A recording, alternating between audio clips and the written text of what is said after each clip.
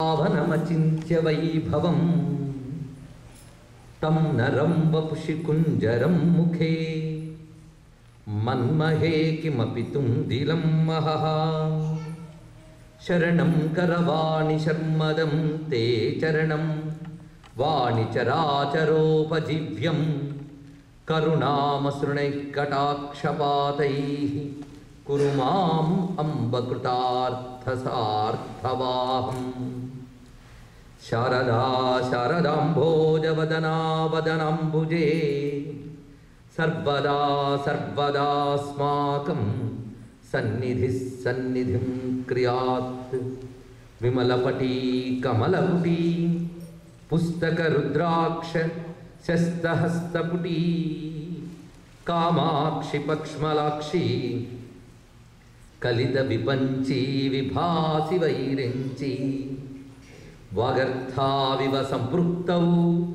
वागर्थ प्रतिपत्तये जगतः पितरौ वन्दे पार्वती परमेश्वरौ गुरवे सर्वलोकानां भिषजे भवरोगिणां निधये सर्वविद्यानां दक्षिणामूर्तये नमः।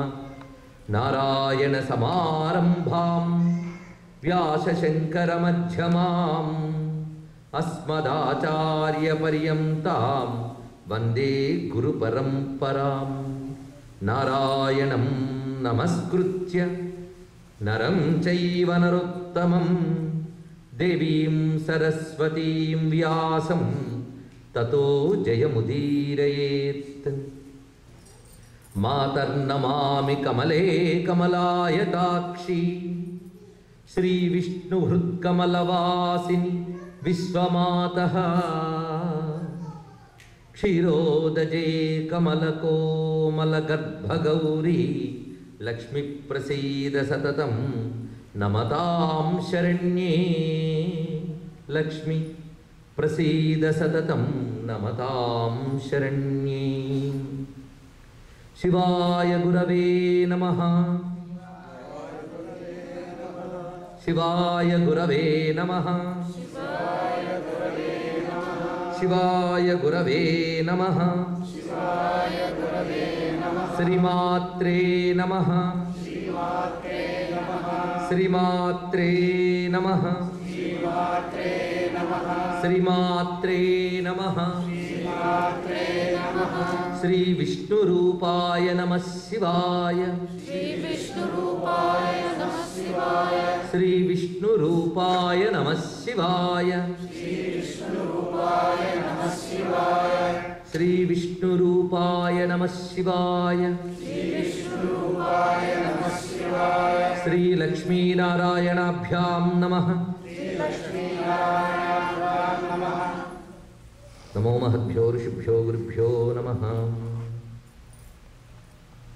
వాసుదేవమయమైన ఈ పరమ పావనమైన ఆలయంలో వేయించేసిన లక్ష్మీనారాయణ స్వామి వారికి భగవన్మయమైన ఈ సభా సదస్సుకి సవినయ నమస్సులు సమర్పణ చేసుకుంటూ ఈ ఆలయంలో వెలిసిన దేవతల యొక్క అనుగ్రహం చేత ఈరోజు రేపు కూడా మన లక్ష్మీనారాయణ వైభవాన్ని చెప్పుకునేటువంటి భాగ్యం లభించిందని భావిస్తున్నాను. సహృదయులందరూ సమకూర్చినటువంటి ఈ పవిత్రమైన అవకాశంలో ఈరోజు లక్ష్మీ యొక్క తత్వాన్ని ముందు చెప్పుకుని రేపటి రోజున నారాయణ యొక్క స్వరూపాన్ని ఆవిష్కరించుకుందాం. మహాలక్ష్మీదేవి అనగానే సర్వ జనులకి కూడా ఒక పూజ్యభావం కలుగుతున్నది. ఈ లక్ష్మీ స్వరూపం గురించి అనేక పురాణాల్లో వివరించబడుతున్నది. వేదముల్లో లక్ష్మికి సంబంధించిన మంత్రరాశి ఉన్నది. ముఖ్యంగా శ్రీ సూక్తం ప్రసిద్ధి చెంది ఉన్నది. ఇంకా అనేక మంత్రములన్నీ కూడా లక్ష్మీ వైభవాన్ని చెప్తున్నారు. అసలు వేదమే లక్ష్మీ స్వరూపంగా మనం భావన చేయాలి. వేదానికి ఒక పేరు శ్రీ, సాహి శ్రీరమృతా సతాం అని ఉన్నది. వేదానుకున్న పేరు శ్రీట కనుక వేదముల యందు చెప్పబడినటువంటి తల్లి గనక, వేద స్వరూపిణి గనక, వేద విజ్ఞాన రూపిణి గనక అమ్మయే శ్రీ. ఈ లక్ష్మికి ఆ నారాయణునికి ఉన్నటువంటి దివ్యానుబంధం పురాణాల్లో చాలా రమ్యంగా ఆవిష్కరించారు. ముఖ్యంగా విష్ణు పురాణము, భాగవతము, మహాభారతము ఇవన్నీ కూడా లక్ష్మీనారాయణ వైభవాలను అనేక రకాలుగా మనకు అందిస్తూ ఉన్నాయి. లక్ష్మికి మరొక పేరు శ్రీ అని చెప్పుకున్నాం. తెలుగులో సిరి అని అంటాం మనం. ఈ శ్రీ అనే మాటకి ప్రధానమైన అర్థం ఏంటంటే ఆశ్రయ శక్తి అని అర్థం. ఆశ్రయ శక్తి. సర్వజగత్తు దేనిని ఆశ్రయించుకుని ఉన్నదో ఆ శక్తికి శ్రీ అని పేరు. ఆశ్రయం అంటే తెలుసు కదా, ఆధారం. కెరటాలన్నీ సముద్రాన్ని ఆధారం చేసుకున్నాయి అన్నప్పుడు కెరటాలు ఎక్కడి నుంచో వచ్చి సముద్రాన్ని ఆధారం చేసుకున్నాయా? సముద్రంలోనూ ఉద్భవించి సముద్రంలోనూ పెరుగుతూ సముద్రాన్ని ఆధారం చేసుకుని ఉంటూ సముద్రంలోనూ లయమవుతున్నాయి. అలా ఈ సర్వ జగత్తు ఆ పరమాత్మ యొక్క అనంత శక్తి నుంచి ప్రకటింపబడి దాన్నే ఆధారం చేసుకుని ఉంటూ తిరిగి ఆయనలోనే లీనమవుతుంది. అలాగా ఏ పరమాత్మ యొక్క శక్తి మనందరికీ ఆశ్రయముగా ఉన్నదో ఆ శక్తిని లక్ష్మి అన్నాం, ఆ పరమాత్మని నారాయణ అని అంటున్నాం. కనుక ఆ ఉభయులకు కూడా ఏమాత్రము భేదము లేదు. నారాయణుని యొక్క అనంతమైన ఏ శక్తి ఉన్నదో ఆ శక్తిని మనం ఆశ్రయించుకున్నాం కనుక మనకు ఆశ్రయం అది. మరి ఆ తల్లికి ఆశ్రయం ఏది? నారాయణుడు ఆమెకు ఆశ్రయం. కనుక నారాయణుడు ఆమెకు ఆశ్రయము, ఆమె మనకు ఆశ్రయం. కనుక ఆశ్రయ శక్తిని శ్రీయతే అనేన ఇది శ్రీ అని అర్థం చెప్పారు. ఆశ్రయశక్తి, ఆ తల్లిని మనం ఆశ్రయిస్తే ఆమె మనల్ని నారాయణులోకి తీసుకువెళ్ళగలదు. అందుకే అన్నమయ్య అంటాడు, పరమాత్ముడైన హరి పట్టపురాణివి నీవు ధర మము విచారింప తగు నీకు నమ్మా. ధర మము విచారింప అంటే ఏ జీవులు ఎంత మేరకు యోగ్యులు అనేది తెలుసుకుని వారికి తగ్గిన ఫలాన్ని ఆ పరమేశ్వరుడైన నారాయణుడి ద్వారా అందించేటువంటి తల్లి విద్య. అందుకే శ్రూయతే శ్రావయతే ఇది శ్రీ అని ఒక మాట మరొక అర్థం చెప్తూ ఉన్నారు భక్తులు. అంటే మన మొరలు విని ఆయన వినిపిస్తుంది. ఈవిడ విని వినిపిస్తుందిట.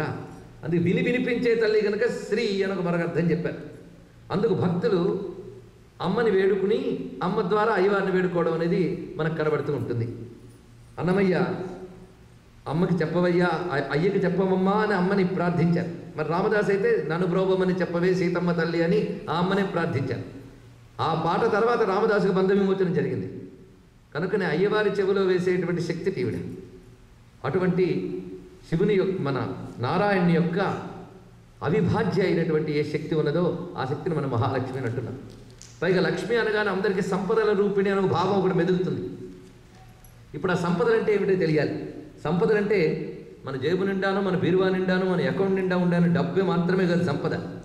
సృష్టి అంతా సంపదతో కూడి ఉన్నది. సంపద లేకపోతే సృష్టి సాగదు. సూర్యుడికి కాంతి సంపద, చంద్రుడికి వెన్నెల సంపద. కృష్ణ పరమాత్మ భగవద్గీతలో తన యొక్క సంపత్ స్వరూపాలని చెప్పాడు. రసోహమప్సు కౌంతేయ ప్రభాస్మి శశి సూర్యయోహో అంటాడు ఆయన. నీటిలో దాహాన్ని పోగొట్టేటువంటి రసశక్తిని నేనే, సూర్యుల్లో చంద్రుల్లో కాంతిని నేనే. అంటే పరమాత్మ మనకి అంత ప్రత్యక్షంగా ఉన్నాడు చూడండి. ఇవన్నీ మనం ఏర్పాటు చేసుకోలేదు కదా. ఈ అనంత విశ్వంలో ఏ శక్తిని స్వామి నింపి ఉంచాడో దాన్ని మనం అనుభవిస్తున్నాం. కాంతి, జలము, పంచభూతములు ఇవన్నీ కూడా ఆ భగవానుడు ఈ ప్రకృతి నిండా నింపి ఉంచాడు. దేని నిండా? ప్రకృతి నిండా. కనుక ఈ ప్రకృతి నిండా ఉన్నటువంటి ఆ భగవాన్ యొక్క శక్తికి విభూతి అని మరొక పేరున్నది. ఇలా భగవన్ని విభూతులు ఈ అనంత విశ్వంలో మనం కూడా ఒక భాగమే కదా. మనలోను ఈ అనంత విశ్వంలోనూ భగవంతుని యొక్క విభూతులు వ్యాపించి ఉన్నాయి. ఈ విభూతులకే ఐశ్వర్యము అని పేరు. విభూతి అంటే ఐశ్వర్యం. విభూతిరైశ్వర్యం అని అమర కోసం చెప్తున్నది. కానీ విభూతి అంటే ఐశ్వర్యం. కృష్ణ పరమాత్మ విభూతి యోగం అంతా చెప్పి అంటాడు, యజ్జద్ విభూతి మత్సత్వం శ్రీమదుర్జితమేవ తత్తదేవావగచ్చధ్వం మమ తేజోంశ సంభవం అన్నాడు. ఇక్కడ సృష్టిలో కనబడేటువంటి ఏ ఉత్కృష్టమైన వస్తువైనప్పటికీ కూడా అది నా యొక్క విభూతే అని తెలుసుకో. పైగా ఉదాహరణకి కొన్ని విభూతులు చెప్పాను కానీ ఇవే నా విభూతులు కావు, అనంతములు నా విభూతులు. ఎంత చెప్పినా కాలం చాలదు అన్ని ఉన్నా నా విభూతులని. కనుక నారాయణుని యొక్క విభూతులే లోకములో ఐశ్వర్యములే వ్యాపించి ఉన్నాయి. ఆ ఐశ్వర్యములన్నింటినీ కలిపి ఒక ఆకారంగా, ఒక దైవంగా మీరు ఉపాసిస్తే అదే మహాలక్ష్మి. అర్థమవుతుంది కదా మహాలక్ష్మి అంటే ఏమిటి? కనుక ఆవిడ విభూతి స్వరూపిణి. ఈ మాట లక్ష్మీ అష్టోత్తర శతనామాల్లో శ్రద్ధాం విభూతిం సురభిం నమామి పరమాత్మికాం అని విభూతి అనే మాట అక్కడ చెప్పాం. ఆ తల్లి ఈ జగత్తంతరికి మూల కారణం కనుక ప్రకృతి అని కూడా చెప్పబడుతున్నది. ప్రకృతిం వికృతిం విద్యాం సర్వభూత హితప్రదాం వచ్చింది అక్కడ. ప్రకృతి అంటే ఏమిటి? మీకు తెలిసిన అర్థం చెప్తే తెలుసుకోవాల్సిన అర్థం నేను చెప్తా. ఇలా మధ్య మధ్యలో ఎందుకు అడుగుతానంటే సబ్జెక్ట్లో మీరు లేనం కావాలి. ప్రకృతి అంటే ఏమిటి మనం అనుకుంటున్నది? నేచర్. కృతి అంటే చెయ్యబడినది అని అర్థం. కృతి అంటే చెయ్యబడినది. ప్ర అంటే ప్రధానమైనది, ప్రకృష్టమైనది అని అర్థం. కనుక కృతి అంటే ఎవరో చేసిన వాడు ఉన్నాడని చెప్తుందా లేదా? కృతి అనే మాటే కృతం, ఇది కృతి. ఎవరి చేత చేయబడింది? పరమాత్మ చేత. ఈ సృష్టికి అంటే ఈ కృతికి ఏది ప్రావో అది ప్రకృతి. ప్ర అంటే ప్రధానము ఒక అర్థం, ప్ర అంటే ప్రకృష్టము, ప్రకృష్టం అంటే గొప్పది అని. ఈ కనబడుతున్న కృతి అంతటా కూడా ఏది ప్రధానమై ఉన్నదో, ఏది ప్రకృష్టమై వ్యాపించి ఉన్నదో అది ప్రకృతి. ఎప్పుడైనా సరే ఒకటి చెయ్యబడితే చేసినవాడు దానికంటే ముందున్నాడు కదా. అలాగే చేసిన వాని యొక్క శక్తి చేయబడిన దానికంటే ముందు ఉన్నది. అలాగే కృతికి ముందుండి కృతికి ప్రధానమై కృతి యందు ప్రకృష్టమై ఏది ఉన్నదో అది ప్రకృతి అని చెప్పబడుతున్నది. ఈ ప్రకృతే వివిధ ఆకృతులుగా ఈ జగత్తంతా వ్యాపించింది కదా వికృతి. ఇది ప్రకృతి వికృతి అని మనం చెప్తున్నాం.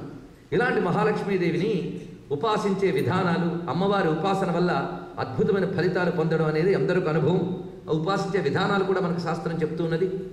కొంతమంది ఇన్ని అమ్మవార్లు ఏంటండి, ఇన్ని దేవుళ్ళు ఏమిటండి అని మనల్ని అంటూ ఉంటారు. ఒకే శక్తి అనేకముగా జగత్తుని పాలిస్తున్నప్పుడు ఒకే శక్తిని అనేకములుగా మనం ఉపాసిస్తున్నాం అనే ఒక సూక్ష్మమైన విషయం తెలుసుకుంటే చాలు. అలా ఇక్కడ లక్ష్మీదేవి యొక్క చరిత్రల్ని మనకి పురాణాలు రకరకాలుగా ఇచ్చాయి. ఎందుకంటే ఎంతసేపు తత్వం చెప్తూ ఉంటే కొంత ఆస్వాదించడం కష్టమే. ఆ తత్వాన్ని కథలో కలిపి చెప్పినప్పుడైతే మరింత రమణీయంగా మన హృదయాల్లోకి వెళుతుందని పురాణముల యందు వ్యాసుడు అనేక విధాలుగా తెలియజేశాడు. అయితే ఇవి జరగని కథలను మాత్రం అనడానికి లేదు, జరిగిన కథలే. లక్ష్మీదేవి అసలు నారాయణ్ణి ఎలా చేపట్టింది? ఇప్పుడు మన కథాపరంగా నారాయణుడు అనగానే సర్వజీవులకు ఆశ్రయమైన వాడు నాకు అర్థం ఉందండి. నారం అంటే సర్వజీవులు సమూహము, దానికి అయనం ఆశ్రయమైన వాడు, దిక్కైన వాడు. సర్వజీవులకి ఎవడి దిక్కు అతను నారాయణుడు. ఇంకా నారాయణ వైభవం అంతా రేపు ఎలాగో మీకు చెప్పబోతున్నా, అప్పుడు ఇంకా మరింత విశేషంగా తెలుసుకుందాం. ఆ నారాయణుని యొక్క శక్తి అయినటువంటి ఈ తల్లి చరిత్రని పురాణములు అనేకములు వర్ణించాయి. సృష్టికి పూర్వమునందు ముందుగా అవ్యక్తంగా ఉన్న నారాయణుడు సృష్టి చేయాలనే సంకల్పంతో తనని తాను వ్యక్తం చేసుకున్నాడు. అంటే ముందు అన్మానిఫెస్టెడ్గా ఉన్నవాడు మేనిఫెస్ట్ అయ్యాడు. ఎలాగో అంటే భుజగశయనుడే ఉన్నాడు ఆయన. భుజగశయనుడైన నారాయణ యొక్క నాభీకమల నుంచి బ్రహ్మదేవుడు ఉత్పన్నమయ్యాడు. ఆ తర్వాత నారాయణుడు ఇచ్చిన శక్తితో బ్రహ్మదేవుడు సృష్టి స్థితులన్నీ చేస్తూ ఉండగా ఆ బ్రహ్మ నుంచి అనేక మంది దేవతలు ఉత్పన్నమయ్యారు. ఈ ఉత్పన్నమైన దేవతలు, ప్రజాపతులు, ఋషులు వీరన్నిటి గురించి మన పురాణాలు చక్కగా వర్ణిస్తున్నాయి. ప్రజాపతుల్లో దక్షుడు, పులహుడు, పులస్త్యుడు, భృగువు, మరీచి ఇత్యాది ప్రజాపతులు ఉన్నారు. ఈ ప్రజాపతుల్లో భృగువు అనబడేటువంటి ప్రజాపతికి క్షాతి అనేటువంటి ఆమె భార్య. ఈ భృగువునకు క్షాతికి ఆ శక్తి లక్ష్మిగా ఉద్భవించింది. కనుక అమ్మకి భార్గవి అనే పేరు కూడా ఉన్నది. భృగు మహర్షి యొక్క లేదా భృగు ప్రజాపతి యొక్క కుమార్తె కనుక భార్గవి. ఈ భృగు ప్రజాపతి తన కుమార్తె అయిన లక్ష్మిని నారాయణుడికి వివాహం చేసేట. ఇది అనమాట. ఆ విధంగా లక్ష్మీదేవి నారాయణని చేపట్టింది. ప్రజాపతుల కుమార్తెలు ఈ విధంగా చేపట్టడం మనకు కనిపిస్తుంది. దక్ష ప్రజాపతి యొక్క కూతురు సతీదేవి రుద్రుని వివాహం ఆడినట్లుగానే భృగువు యొక్క పుత్రిక అయిన లక్ష్మీదేవి నారాయణుని వివాహపడింది.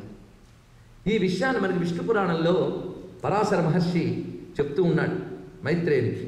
అప్పుడు మైత్రేయుడు అడుగుతాడు, నువ్వు చెప్పినది భృగు యొక్క కుమార్తె అని చెప్పావు, మరి క్షీరసాగరంలోంచి ఉద్భవించింది అని ఒక కథ ఉంది కదా, ఈ రెండిట్లో ఏది నిజమని అడిగాడండి.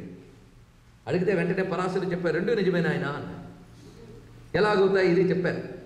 నారాయణునికి కొత్తగా చేపట్టిన ఆవిడేం కాదు. ఆవిడ నారాయణ యొక్క ఆయన యొక్క విభూతి స్వరూపమే కదా అమ్మంటే. లీలగా అయినప్పుడు భృగు కుమార్తెగా అవతరించడం, ఈయన చేపట్టడం ఇవన్నీ కూడాను సృష్టి రచన కోసం వాళ్ళిద్దరూ రెండైనట్లు తిరిగి ఒక్కడం అనంతా లీలా రచన. కనుక ఎప్పుడు కూడా లక్ష్మి అనేటువంటిది నారాయణ వద్ద ఉన్న లక్ష్మి నిత్యలక్ష్మి.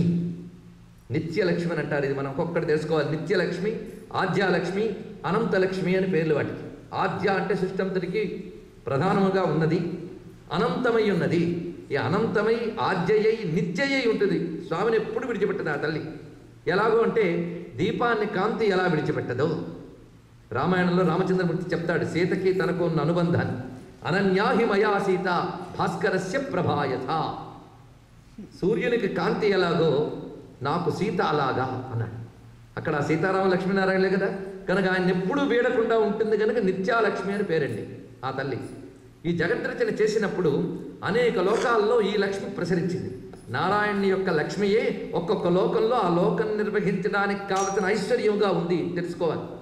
ఒక్కొక్క లోకంలో ఒక్కొక్క రకమైన ఐశ్వర్యం ఉండడం వల్ల ఆ లోకం నడుస్తూ ఉంటుంది. అలా ఒక్కొక్క లోకంలో ఒక్కొక్క పేరుతో ఆ నిత్యాలక్ష్మి ప్రసరిస్తూ ఉన్నది. అది స్వర్గే చ స్వర్గలక్ష్మీస్త్వం మర్త్యలక్ష్మీశ్చ భూతలే వైకుంఠే చ మహాలక్ష్మీ దేవదేవి సరస్వతి అని మనకి శాస్త్రంలో ఇంద్రుడు లక్ష్మీదేవిని స్తుతిస్తూ చేసిన స్తోత్రంలో వస్తుంది. ఆ తల్లి వైకుంఠంలో నారాయణునితో మహాలక్ష్మిగా నిత్యలక్ష్మిగా దావిడిని మహాలక్ష్మి అంటారు. ఆ తల్లి స్వర్గంలో స్వర్గలక్ష్మిగా ఉంది, భూమి యందు భూలక్ష్మిగా ఉన్నది, ఇళ్లల్లో గృహలక్ష్మిగా ఉంది. గృహేషు గృహలక్ష్మీత్వం, గృహంలో గృహలక్ష్మి. ఎప్పుడైనా ఒక స్థలము కానీ లోకము కానీ ఉన్నాయి అంటే దానికి ఒక ఐశ్వర్యం, దానికి ఒక కళ, దానికి ఒక లక్షణం ఉండాలే లేదు. ఆ లక్షణము, ఆ కళ, ఆ ఐశ్వర్యమే లక్ష్మీదేవి అండి. ఇలా స్వర్గలక్ష్మిగా ఇలా ఉన్నది. అయితే ఈ లోకాల్లో ఉన్నటువంటి వారు ఏవైనా పొరపాటులు చేసినట్లయితే ఈ లక్ష్మి ఆ లోకాన్ని విడిచిపెడుతుంది. మళ్ళీ వాళ్ళకి బుద్ధి వచ్చేకి అనుగ్రహించి రావచ్చు కానీ, అంతే కదండి. ఒకరింట్లో లక్ష్మి ఉంది, వాళ్ళేమో కాని పనులు చేస్తే లక్ష్మి వెళ్ళిపోవచ్చు. కానీ నారాయణ దగ్గర లక్ష్మి ఎప్పుడూ వేడదు. మిగిలినవి మాత్రం వాళ్ళ యొక్క పుణ్యపాప కర్మల బట్టి కలగడం తొలగడం జరుగుతూ ఉంటాయి. కానీ అసలే నిత్యలక్ష్మి మాత్రం ఎప్పుడూ వేడదనమాట. మళ్ళీ బుద్ధి తెచ్చుకుని క్షమించమని వేడుకుంటే మాత్రం నారాయణ శక్తి నిత్యలక్ష్మి అనుగ్రహించి మళ్ళీ వస్తుంది. అలా వచ్చిన సందర్భాల్లో ఒక్కసారి జరిగిన కథని చెప్తున్నారు. ఈ కథ చాలా ముఖ్యమైన కథ, క్షీరసాగర మథనానికి సంబంధించినటువంటి కథ. ఇక్కడ లక్ష్మీదేవి ఆవిర్భావము, లక్ష్మీ స్వయంవరము, లక్ష్మీ కళ్యాణం అని 3 ఘట్టాలు ఉన్నాయండి. ఈ 3 ఘట్టాలని విష్ణు పురాణం వర్ణించింది, భాగవతం వర్ణించింది, చాలా రమణీయంగా వర్ణించింది. ఈ వర్ణన వింటే చాలు మనకున్న దరిద్రాలు పోతాయి. అందుకు మనం భక్తి శ్రద్ధలతో ఆ కథలోకి ప్రవేశిద్దాం. క్షీరసాగర మథనానికి సంబంధించిన కథ అది. ఒకప్పుడు ఇంద్రుడు జంభాసురుడు అని ఒక రాక్షసుడిని సంహరించాట. దేవతలందరితో కలిసి అసురు సంహారం చేశాడు. దానితో దేవతలందరూ కలిసి ఆయన్ని మంచి ఐరావతం మీద కూర్చోబెట్టి ఊరేగిస్తున్నారు. అసలే ఇంత పని చేశామంటే చేశాం కదా అని గర్వం వస్తుంది. 10 మంది ఊరేగిస్తే ఇంకేం వస్తుంది? గర్వం ముదిరిపోయి మదం అయిపోతుంది, అంతే కదండి. అలా వస్తున్నట్టు ఆయన వస్తూ ఉండగా తోవల దూర్వాసులు వారు వస్తున్నారు అటువైపు. ఆయన చూశాడు, ఈ మహానుభావుడు ముల్లోకాన్ని రక్షించడం కోసం అసురుల్ని సంహారం చేశాడు, మరి ఇంత పని చేసిన వాడికి ఏదైనా కానుక ఇవ్వాలి అనుకున్నాడు. అప్పుడే ఆయన నారాయణని అర్చన చేసి వస్తున్నట్ట దూర్వాసులు వారు. వస్తూ నారాయణ యొక్క ప్రసాదాన్ని, ఒక పూలమాలని, ఆ ప్రసాదాన్ని ఇచ్చేటండి. తీసుకోవయ్యా ఇంద్ర అని. వాడికి అసలే అహంకారం. కల్పవృక్షాలు తోటల్లో పెట్టుకున్న వాడికి పూజ చేసిన పూలదండ నిర్మాల్యం మీద గౌరవం ఎందుకు ఉంటుందండి? ఆ మదంతో ఏం చేశాడంటే ఆ ఏనుగు కుంభస్థలం మీద పెట్టేట్టు దాన్ని. అది ఆయన్ని మించిపోయిన మదంతో ఉంది. అది తొండంతో ఆ పూలదండని కింద వేసి కాలుతో తొక్కి వెళ్ళిపోయింది. దానితో చూశాడు మహానుభావుడు దూర్వాసుడు, ఓరి పాపాత్ముడా, ఏ నారాయణ యొక్క ప్రసాదము చేత అంటే అనుగ్రహము చేత ఇన్ని సంపదలు పొందేవో ఆ నారాయణ ప్రసాదాన్ని తోలనాడేవి గనక నీ సంపదలన్నీ నీటి పాలైపోతా పో అని చెప్పించాడు. ఇది శాపం. ఈ కథ జాగ్రత్తగా అర్థం చేసుకోండి. ప్రతి కథ మనకు సందేశం. కథని కథగా తీసుకుంటే లాభం లేదు, కథని జీవితంలోకి అన్వయించుకోవాలి. మనకు కనిపిస్తున్నవన్నీ కూడా భగవద్ అనుగ్రహం వల్లనే లభిస్తాయి, లేకపోతే లభించవు. కంటికి చూపు, చెవికి వినికిడి, కంఠానికి పలుకు, ఇన్ని ఎవరి వల్ల వచ్చాయి? ఆ భగవంతుని అనుగ్రహం వల్ల. నువ్వు చేసిన సత్కర్మలకు అనుగ్రహించి ఆయన ఇచ్చాడు. వచ్చేక వీటిని వాడుకుంటున్నాం కానీ మనం తెచ్చుకుని వాడట్లేదు, అవునా లేదా? మనకి ఇవ్వబడింది మనం వాడుకుని, ఇట్ ఇస్ గివెన్, అంతేగాని it's not made by our cells, అంతే కదండి. ఇవ్వబడింది అది ఆయన అనుగ్రహం వల్ల వచ్చింది అని సద్వినియోగం చేసుకుంటే మంచిదే. అదంతా నా నిర్వాహకమైన అహంకరించేమో దెబ్బై. అహంకరించి ఏం చేశాడు? ప్రసాదాన్ని తృణీకరించాడు. ఎప్పుడైనా సరే ప్రసాదంపై పదార్థ దృష్టి ఉండరాదు. ఇది గుర్తుపెట్టుకోండి. మీరు గుడికి వెళ్ళారు, ఆ గుడి నుంచి ఆ దేవుడి దగ్గర పెట్టినటువంటి ఒక పువ్వుని తీసుకొచ్చి ఆచార్య స్వామికి ఇచ్చారు. అది ఇచ్చిన వెంటనే ఏదో వాడి పేరు పువ్వే కదా అని పక్కన పెట్టేస్తే అది మహాదోషం. అది భగవంతుడికి నివేదించనంత వరకు అది పదార్థం అండి. నివేదించాక దాని పేరు ప్రసాదం, అంతే కదా. నివేదించినంత వరకు చక్ర పొంగలి, దధ్యోజనం, ఇన్ని పేర్లు చెప్పచ్చు. కానీ నివేదించి మీ చేతికిస్తే మాత్రం ప్రసాదం అనే పేరు తప్ప మరేం లేదు అక్కడ, గుర్తుపెట్టుకోండి. కనుక ప్రసాదము అంటే అనుగ్రహము అని అర్థం. ఇంతవరకు ఉన్న పదార్థం భగవంతుని నివేదించడం వల్ల భగవద్ అనుగ్రహ శక్తి దానిలో ప్రవేశించింది. అది చూడ్డానికి పదార్థంలా కనబడినా అదంతా ప్రసాదమయం. ఆ ప్రసాదాన్ని కళ్ళకద్దుకుని భక్తిగా పుచ్చుకోవాలి. ఎలా పుచ్చుకోవాలో కూడా మనకి శాస్త్రం చెప్పింది. కొంతమంది ఈ రోజుల్లో చాలా తెలియకుండా పోతున్నాయి. ప్రసాదానికి ఒంటి చెయ్యి చాపితే మహాదోషం. తీర్థప్రసాదాలు పుచ్చుకున్నప్పుడు కొంతమంది ఒంటి చేయి చెప్తారు, మహాదోషం. పైగా చేతికి పైన వస్త్రం ఉంచుకుని దాన్ని 4 మడతలు పెట్టి దాని మీద చెయ్యి పెట్టి తీర్థం పుచ్చుకోవాలట. ఎందుకంటే తీర్థం పుచ్చుకుంటే ఎంత పుణ్యం వస్తుందో ఒక్క చుక్క కింద పడినా దానికి 8 రెట్లు పాపం వస్తుంది. ఇవన్నీ మన శాస్త్రం చెప్పిన విషయం. అందుకే భగవత్ ప్రసాదం అది కుంకుమ వాటితో చందనంతో కూడి వాడిపోయినట్టు కనిపించినా దానికున్న శక్తి అండి. దాన్ని అత్యంత భక్తి శ్రద్ధలతో శిరసా ధరించాలి, గౌరవ స్థానంలో పెట్టాలి. దాన్ని తృణీకరించారా భగవంతుడిపై చిన్న చూపే కదా. దాన్ని బట్టి ఏమైంది, సంపదలన్నీ నశించాయి. ఇప్పుడు మనకు మరొకటి కూడా రావచ్చు, దూర్వాసుల మీద కోపం రావచ్చు. ఈ మహర్షులందరూ ఇంతేనండి, చీటికి మాటికి కోపం. కొంతమంది దూర్వాసుడిని విశ్వామిత్రుని అనవసరంగా కోపదారులాగా అనుకుంటూ ఉంటారు. అసలు ఋషుల లక్షణం తెలియకపోవడం వల్ల వచ్చింది బాధ ఇదంతా కూడా. ఋషుల శాపం ఎలాంటిదో జాగ్రత్తగా తెలుసుకోవాలి.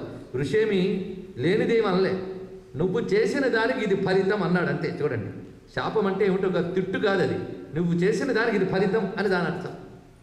కనుక నువ్వు చేసిన ఈ దుష్కార్యానికి దుష్ఫలితం అని చెప్పాడంతే. అయితే ఈయన అనకపోయినా వచ్చేదే అది. మరి ఎందుకు అనాలి అంటే, ఈయన అనకపోయి ఉంటే ఎప్పుడో వస్తుంది, ఋషి అన్నాడు కనుక వెంటనే వస్తుంది అంతే. ఇది ఋషి శాపంలో ఉన్న అంతరార్థం, గుర్తుపెట్టుకోండి. ఋషి కూడా మనలాగే కోపం తెచ్చుకుని శాపం చేస్తే వాళ్ళు ఋషులే కారు. వాళ్ళు ప్రపంచంలో ఎవడి తలతిక్క ఎంత ఎదుగుతుందో పరిశీలిస్తూ ఉంటారు. ఎదిగితే కట్ చేస్తారన్నమాట వాళ్ళు. అందరూ ముల్లోకాలు చూసుకునేవాడికి అంత జాగ్రత్తగా ఉండాలండి. ఏదో నారాయణ దైవలు ఇంద్ర పదవి వచ్చింది వాడికి, అదో పదవి వచ్చినప్పుడు ఆయన చక్కగా ఉండద్దు. నారాయణ యొక్క శక్తి అయిన లక్ష్మి అనుగ్రహిస్తేనే ఇంద్రుడయ్యాడు. ఇప్పుడు అహంకరించాడు. ఎప్పుడైతే శాపం తగిలిందో అప్పుడు కాళ్ళు పట్టుకున్నట్ట, అంతే కదండి. అందితే జుత్తు అందకపోతే కాళ్ళని ఉంది కదా సామెత. ఆ విధంగా అప్పుడు దుర్వాసును ప్రార్థిస్తే దుర్వాసును అన్నట్ట, నేనేం చేస్తా, నీ గురువు దగ్గరికి వెళ్ళానట్ట. ఇదేమిటిది, శాపం ఇచ్చింది ఈయన, మార్గం చెప్పాల్సింది గురువా? అవును. ఎందుకంటే భగవంతుడు కోపగించుకుంటే గురువు రక్షించగలడు, కానీ గురువు కోపగించుకుంటే భగవంతుడు కూడా రక్షించలేడు. కనుక గురువు అనుగ్రహం చాలా అవసరం కనుక నీ గురువు దగ్గరికి వెళ్ళి, అంటే పాఠం నేర్పుతున్నాడు అనమాట. గురువుని శరణు వేడు, అక్కడ సగం అహంకారం చేస్తుంది. గురువు దగ్గరికి వెళ్ళు అన్నప్పుడు ఆయన గురువు ఎవరండి? ఇంద్రుడు గురువు తెలిసిన వాళ్ళు చెప్పచ్చు, బృహస్పతి దేవగురువు. ఆయన వద్దకు వెళ్ళాడు. ఆయన ఆ సమయంలో ధ్యానంలో ఉన్నట్ట, విష్ణుమూర్తిని ధ్యానిస్తూ ఉన్నాడు. వెళ్ళి పాదాలు పట్టుకున్నాడు. స్వామి, నా సంపదంతా పోయింది. నా బాధ సంపద పోయిందని కాదు, ఎందుకు నా బుద్ధి దారి తప్పింది, ఎందుకు అహంకరించాను, ఎందుకు ఆ సమయంలో అలా ప్రవర్తించాను. ఇక మీద ఎప్పుడు నా బుద్ధి దారి తప్పకుండా సర్వం ఈశ్వరమయం అనే ఎరుకతో ఉన్నప్పుడు నేను వినయంగా చక్కగా అన్నీ చేసుకునేవాడిని. ఆ బుద్ధి ఎందుకు దారి తప్పింది, ఇకపై నా బుద్ధి దారి తప్పకుండా అనుగ్రహించు అంటే వెంటనే ఆయన ఆలోచించి, నారాయణుడి దయామయుడయ్యా, అపరాధ సహస్రాన్ని క్రేంత హర్నిశమయ దాసోయమితి మాం మత్వా క్షమస్వ జగదీశ్వర అని ఒక్కసారి నమస్కారం చేస్తే నువ్వు చేసిన అపరాధాలన్నీ క్షమించగలడు. పరమాత్మ దగ్గర ఉన్న సుగుణం అది. దయామయుడు ఆయన, క్షమామయుడు. అందుకు ఎన్ని తప్పులు చేసినా, ఆయన ప్రసాదాన్ని తృణీకరించే దోషం చేసినా క్షమించమని వేడుకుంటే వెంటనే అనుగ్రహిస్తాడు. అది ఆయన దగ్గర ఉన్నటువంటి గొప్ప సులక్షణం. అందుకే మనకు కొంతవరకు ధైర్యం, అంతే కదా. ఎన్ని చేసినా క్షమించమంటే క్షమస్వత్వం క్షమస్వత్వం శేషశైల శిఖామణి అజ్ఞాని నామయా దోషాన్ శేషాన్ విహితాన్. అజ్ఞానంతో చేసిన తప్పులేంటి క్షమించవయ్యా అని మీరు త్రికరణ శుద్ధిగా, అంతేగాని తర్వాత క్షమిద్దామని వేడుదాంలే, ముందు తప్పు చేసేద్దామని కాదు. ఇక్కడ చేసేమని పశ్చాత్తాపడి క్షమించమని వేడుకుంటే వెంటనే క్షమిస్తాట ఆయన. అది ఆయనకున్నటువంటి గొప్ప సులక్షణం. ఆ కారణం చేత ఆయన దగ్గరికి వెళదాం పద అని గురువు దగ్గరుండి తీసుకెళ్ళేటండి. ఎక్కడికి? బ్రహ్మలోకం దగ్గరికి. ఎందుకంటే వైకుంఠం దాకా వెళ్ళే శక్తి వీళ్ళకి లేదు. నారాయణుడు బ్రహ్మని నియోగించి ఒక మాట చెప్పేట, నువ్వు దేవతల ద్వారా విశ్వాన్ని నిర్వహిస్తూ ఉండు, ఆ శక్తి నీకు ఇస్తా. ఎప్పుడైనా నీ శక్తి దాటిపోతే అప్పుడు నన్ను పిలువు, నేను వస్తా, అవతరిస్తా అని చెప్పాడు. ఆయన ఏర్పాటు చేసిన విధానం ఇది. కనుక నారాయణుడు డైరెక్ట్గా వెళ్ళే శక్తి ఇంద్రుడికి కూడా లేదండి. ఆయన దర్శనం అంత తేలిక కాదు. కనుక బ్రహ్మదేవుడి దగ్గరికి వెళ్ళి, ఎందుకంటే ఆయన హెడ్ ఆఫ్ ది డిపార్ట్మెంట్ వీళ్ళందరికీ కూడా, దేవతలందరికీ. కనుక ఆయన దగ్గరికి తీసుకువెళ్ళి ఇంద్రుడిని నిలబెడితే ఇంద్రుడు చేసిన తప్పుని చెప్పుకుని, ఒప్పుకుని కాదు చెప్పుకుని, అవతల వాడు అంటే ఒప్పుకోడు కదని ముందు తానే చెప్పుకోగలగాలి. తప్పుని చెప్పుకుని క్షమించమని వేడుకుని, నారాయణ అనుగ్రహం నాకు కావాలి అంటే అప్పుడు బ్రహ్మదేవుడి ధ్యానంలోకి వెళ్ళి తాను నారాయణుడితో సంభాషణ చేసి నారాయణుడి చెప్పినటువంటి మాటను చెప్పాట. స్వామి దయామయుడు నిన్ను అనుగ్రహించాడు అట్టు బ్రహ్మదేవుడు ఇక్కడ కొన్ని మాటలు చెప్తాడు.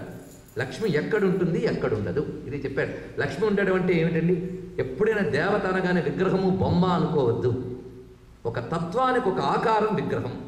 హిందువులు ఎప్పుడు విగ్రహారాధకులు కారు, తత్వారాధకం. విగ్రహం ద్వారా తత్వాన్ని ఆరాధిస్తారు, తెలుసుకోవాలి. కనుక లక్ష్మి అంటే ఐశ్వర్య స్వరూప తత్వం, సరస్వతి అంటే విద్యాతత్వం, ఒక్కొక్క తత్వం. ఇందులో ఏ తత్వం మీకు కావాలి చెప్పండి? నాకు సరస్వతి అక్కర్లేదని లక్ష్మి చాలంటారు, మీరు లక్ష్మి అక్కర్లేదని సరస్వతి చాలంటారు. కానీ హిందూ ధర్మం ఎలాంటిదంటే ఒకే పరమేశ్వరుని యొక్క ఒకే శక్తే ప్రపంచాన్ని నడుపుతుందని చెప్తూనే అదే అనేక రకములుగా జగత్తును అనుగ్రహిస్తోందని చెప్తున్నది. కానీ ఏ రకంగా ఉపాసించినా ఆయనకే నమస్కారం. సర్వదేవ నమస్కార కేశవం ప్రతి గచ్చతి. ఇది మనం తెలుసుకోవాలి. అందుకే ఎవ్వని చేయి జనించి జగం ఎవ్వరి లోపల ఉండి నీరమై ఎవ్వని యందుడిందు పరమేశ్వరుడెవ్వడు మూల కారణం బెవ్వడు నాది మధ్యల ఇడెవ్వడు సర్వము తానయ్యైన వాడెవ్వడని కీర్తించారు కదండి. మొత్తానికి ఆ నారాయణుడు ఈ విధంగా నాకు చెప్పాడు, నేను చెప్తున్నాను విను అని బ్రహ్మదేవుడు చెప్తున్నాడు నారాయణ మాటల్ని. ఏమనంటే లక్ష్మి ఎక్కడుంటుంది అది చెప్తున్నాడు. ఎక్కడైతే సదాచారం పాటించబడుతుందో, ఎక్కడ సత్యం పలకబడుతుందో, ఎక్కడ శుచి శుభ్రము ఉంటాయో, ఏ ఇంట్లో మానవులు సూర్యోదయాత్పూర్వం నిద్రలేస్తారో చూడండి. ఇక్కడ ఇవన్నీ లక్ష్మీదేవి చెప్పిన మాటలండి, మరి నేను చెప్పానేమో అనుకోవద్దు దయచేసి. ఈ మాటలు మహాభారతంలోనే ఉన్నాయి, దేవి భాగవతంలో కూడా ఉన్నాయి, తర్వాత విష్ణు పురాణంలో కూడా చెప్పబడుతున్నాయి, భాగవతంలో కొన్ని చోట్ల కూడా చెప్పారు. ముఖ్యంగా మహాభారతంలో భీష్మ పితామహుడు ధర్మరాజుకి చెప్తూ లక్ష్మీదేవి ఉండే చోట్ల ఏమిటేమిటో చెప్తారు. అందులో కూడా కొన్ని విషయాలు ఉన్నాయి. అవన్నీ చెప్తే నిజంగా పాటిస్తే మన బ్రతుకులు బాగుపడతాయి. ఏ ఇంట్లో ఉభయ సంఖ్యల్లో దీపం వెలుగుతుందో, ఏ ఇంట్లో ఘంటానాదం శంఖానాదం మోగుతుందో ఆ ఇంట మహాలక్ష్మి ఉంటుంది. ఏ ఇంట శుచి సదాచారము పాటించబడతాయో, ఏ ఇంట సత్పురుషులు గౌరవించబడతారో, ఏ ఇంటి ఇల్లాలు గౌరవించబడుతుందో అది కూడా చెప్పాడు.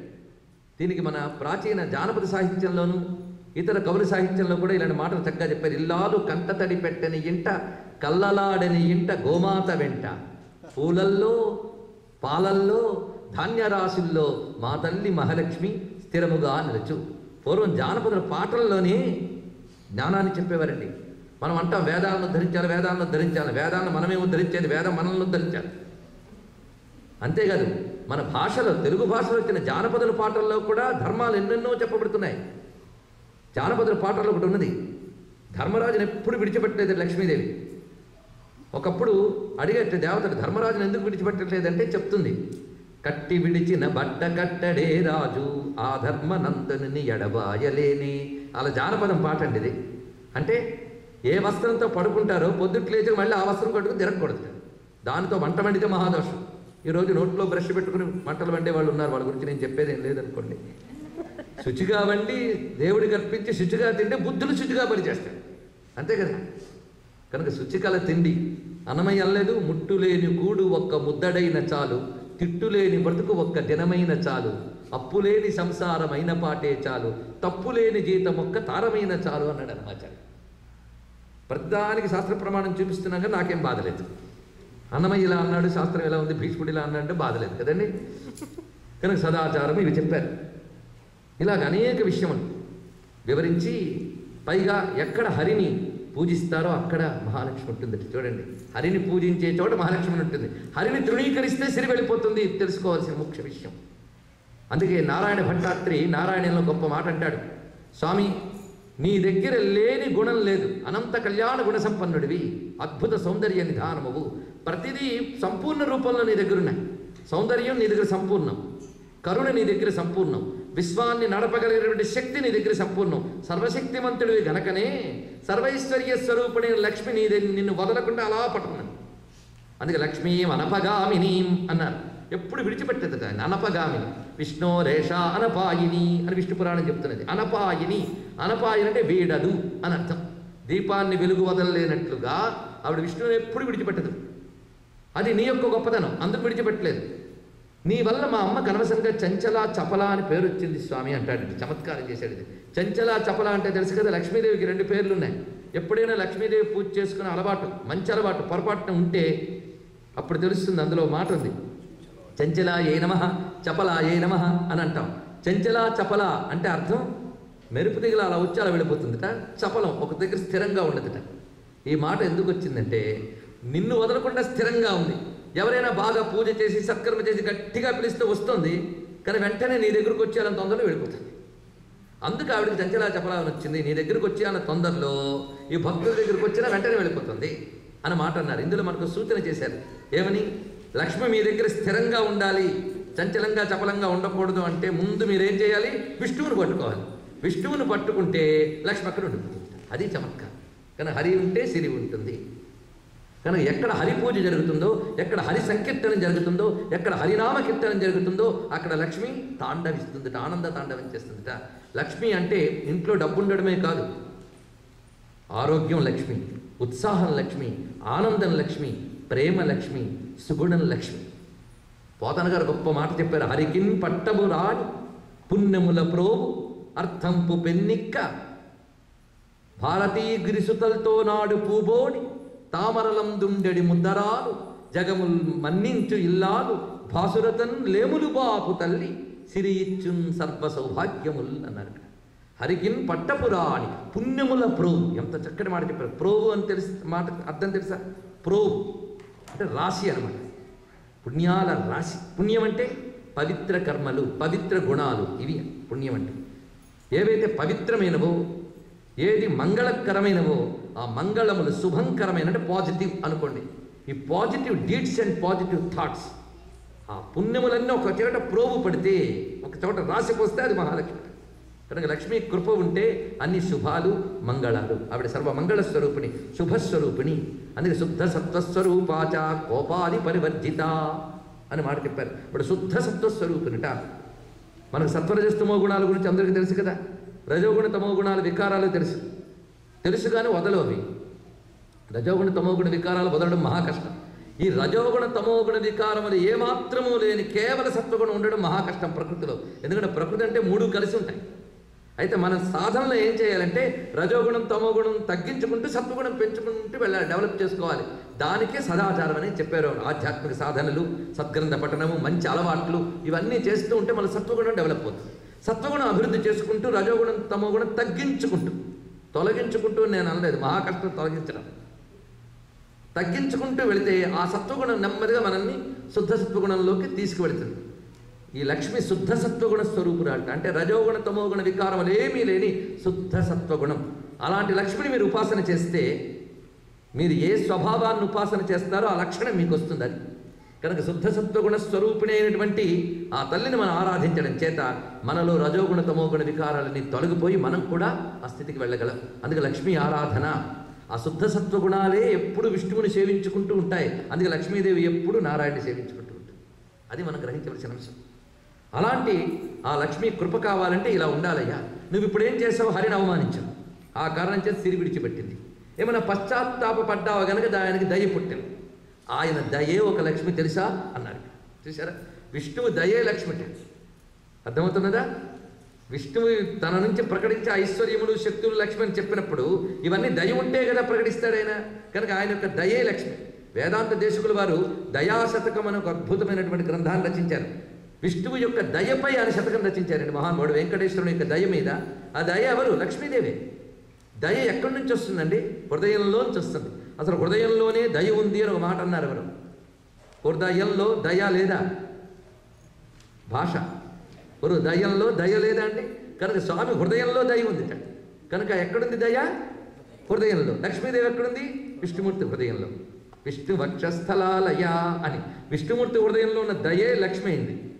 ఆ దయ ఎవరిపై కురుస్తుందో వాళ్ళకి లక్ష్మి కురుస్తుంది. అర్థమైంది కదా? కనుక స్వామి దయే లక్ష్మి అండి. ఆ దయతోనే అఖండములు లభిస్తున్నాయి. కనుక నువ్వు ఇప్పుడు పశ్చాత్తాపడ్డం చేత స్వామి దయ నీకు దొరికింది కనుక లక్ష్మి దొరకడమే మిగిలింది. దానికి ఆయన ఏం చెప్పాడు? సాధన చేయమన్నాడు. మొత్తం సముద్రంలో పడిపోయి కదా క్షీరసాగరంలో, మథనం చేయండి. ఇది ఆయన చెప్పినటువంటి విషయం. కనుక క్షీరసాగర మథనం ప్రారంభించమని చెప్పాడు బ్రహ్మదేవుడు. అప్పుడు మా వల్ల అవుతుందా అన్నట్టు దేవతలు. పోనీ రాక్షసుల సాయం కూడా తీసుకోండి అన్నట్టు. వాళ్ళకి వీళ్ళకి పడదు కదా, ఎలా వస్తారు అంటే పడని వాళ్ళు కూడా అవసరం కోసం కలిసిపోతారులే అన్నట్టు. చూస్తూనే ఉన్నాం. ఆ పార్టీకి ఈ పార్టీకి పడదు. గిరిజకి మెజార్టీ లేకపోతే ఇద్దరు పొత్తు కుదుర్చుకుంటారు. మరి సిద్ధాంతాలు నిన్న మనడు కూడా కొట్టుకున్నారండి. ఇప్పుడు పదవి కావాలి కదండి. కనుక అవసరం అందరినీ కలుపుతుంది. అందుకు రాక్షసుల దగ్గరికి వెళ్ళి అడిగేట మీ సహాయం కావాలని. వాళ్ళు వచ్చారు. ఎందుకు? ఆ వచ్చేవేవో వాళ్ళు పుచ్చుకుందాం. అందుకోసం మొదలుపెట్టారు. క్షీరసాగర మథనానికి సిద్ధపడ్డారు. ఇది ఈ కథ అంతా కూడా మీరు సింబాలిక్గా ఆలోచిస్తే మన బ్రతుక్కి ఇది నిదర్శనం.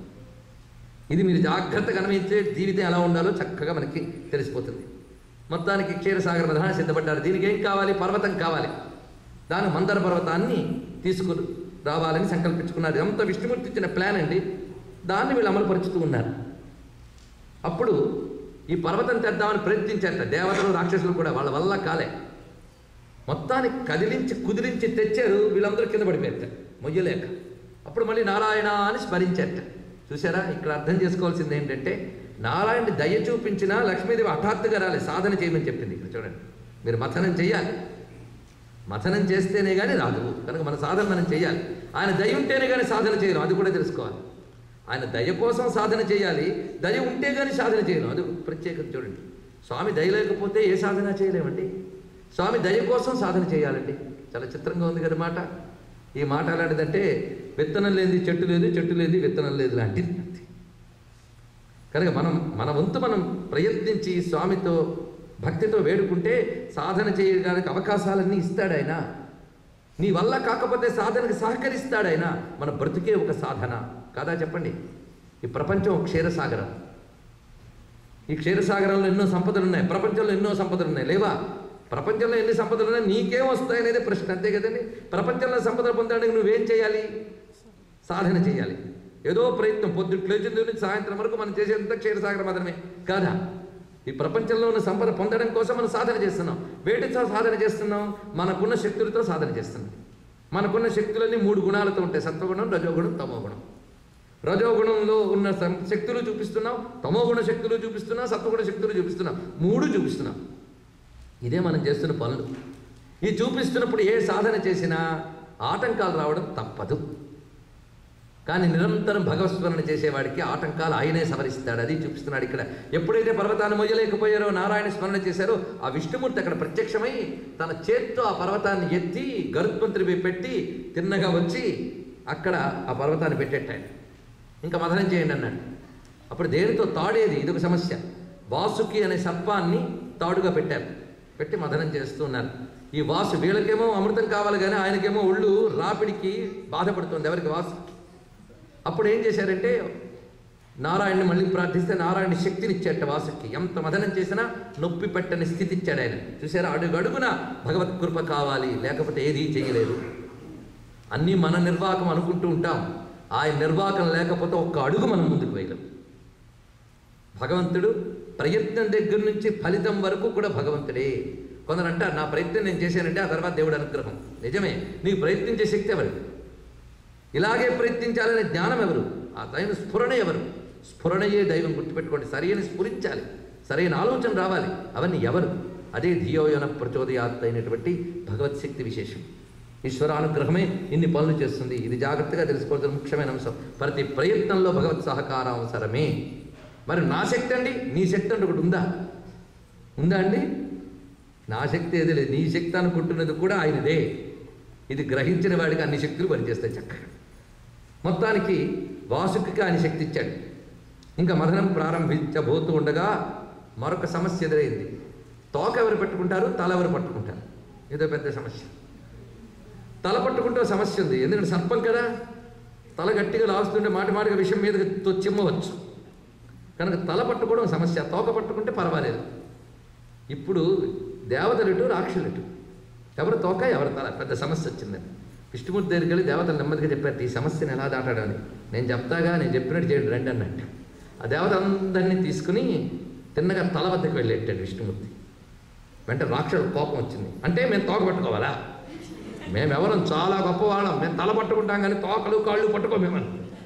అలాగా? సరే సరే మీరు పెద్దవాళ్ళు రండి ఇక్కడికి, మేమే తోక దగ్గరికి వెళ్తాం అన్నట్టు. దేవతలు భలే భలే అన్నారు. అదే నారాయణుడు. మొత్తానికి అక్కడ తీసుకువెళ్ళాడు. మథనం ప్రారంభమైంది. ప్రారంభం అవుతుంటే మరో సమస్య వచ్చి పడిందండి. చూసారా, బ్రతుకులో అనుకున్నది సాధించే వరకు ప్రతీదీ అడ్డండి. ఎవరికైనా ఏది తేలిగ్గా రాదు. వస్తుంది అనుకోవడం భ్రమ, అంతా నా నిర్వాహకం అనుకోవడం మరొక భ్రమ. విశ్వనాథ వారు ఒక మాట అంటారు, తెలుసుగా కవి సమ్రాట్ విశ్వనాథ వారు. కలసి వచ్చిన నాడు జగము పౌరుష కలన మంచాడు, కలసిరాని అతండు సర్వము దైవ ఘటన మంచాడు, తెలివి 1000 విధాలు తేల్చివేయుట తేలిక నిన్ను అన్నారు మహానుభావుడు.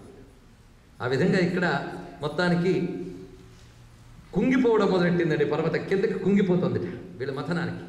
అప్పుడు ఇది ఎలా నిలబెట్టాలి అంటే, నారాయణుడు కూర్మావతారం ధరించి దాని కిందకి వెళ్ళి పర్వతాన్ని పైకెత్తి నిలబెట్టాడు. ఇదంతా బాగుంది. ఇప్పుడు ఒరిగిపోవడం మొదలైంది. మళ్ళీ అదో సమస్య. మళ్ళీ నారాయణ నారాయణ, ఏది జరిగినా నారాయణ.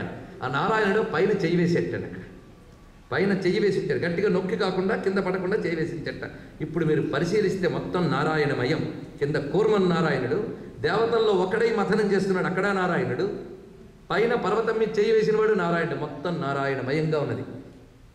మథన ప్రారంభమవుతూ ఉంటే కొంచెం విషం రేగింది. మథనం కింద నుంచి విషం రేగి క్రమంగా అంతా వ్యాపించకపోతే పార్వతీపతి అయిన పరమేశ్వరుడు విషాన్ని నిగ్రహించాడు. ఆ తర్వాత మళ్ళీ సాధన మొదలైంది. రకరకాలు వచ్చాయి. ఉచ్చైశ్రవం అనే గుర్రం వచ్చింది, ఐరావతం వచ్చింది, సుర వచ్చింది, చింతామణి వచ్చింది. ఇలా రకరకాలు వస్తూ ఉన్నాయి. బోలుడని సంపదలు ఒక్కొక్కరు పంచుకుంటున్నారు. మీకు మాకు అని పంచుకుంటూ ఉన్నారు. అటు తర్వాత ఇంకా కొంతసేపట్లో అమృతం రావాలి. ఈ లోపల పరాశక్తి ఉద్భవించింది. అందులోంచి ఉద్భవిస్తున్నది మహాలక్ష్మి. లక్ష్మి ఆవిర్భావం అంటే ఇన్ని సంపదలకి మూలమైనటువంటి మహాలక్ష్మి అందులోంచి వస్తుంది. అంటే స్వర్గాది ముల్లోకాలకి మూలమైన త్రిభువన లక్ష్మి ఆవిడ.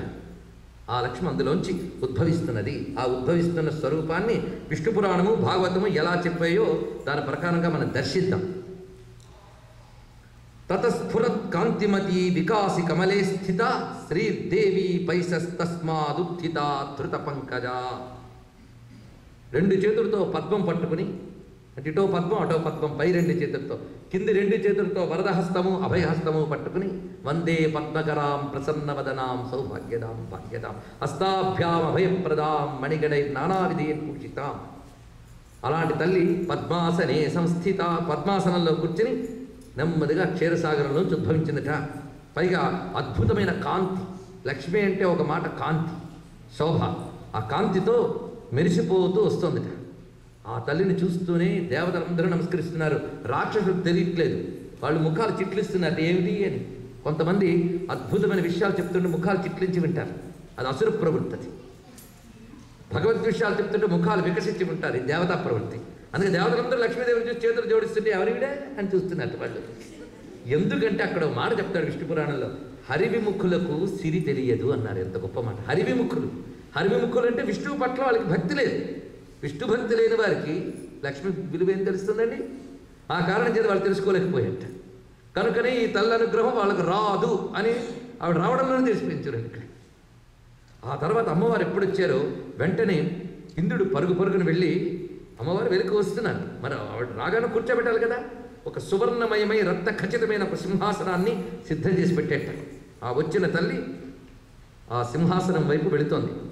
తొలుకారు మెరుగు కైవడి తళతళ ఎని మేను మరయ ధగ ధగ ఎగచున్ కలుముల నీనెడి చూపుల చెలువంబుల మొదలి టెంకి సిరి పుట్టే నృపా.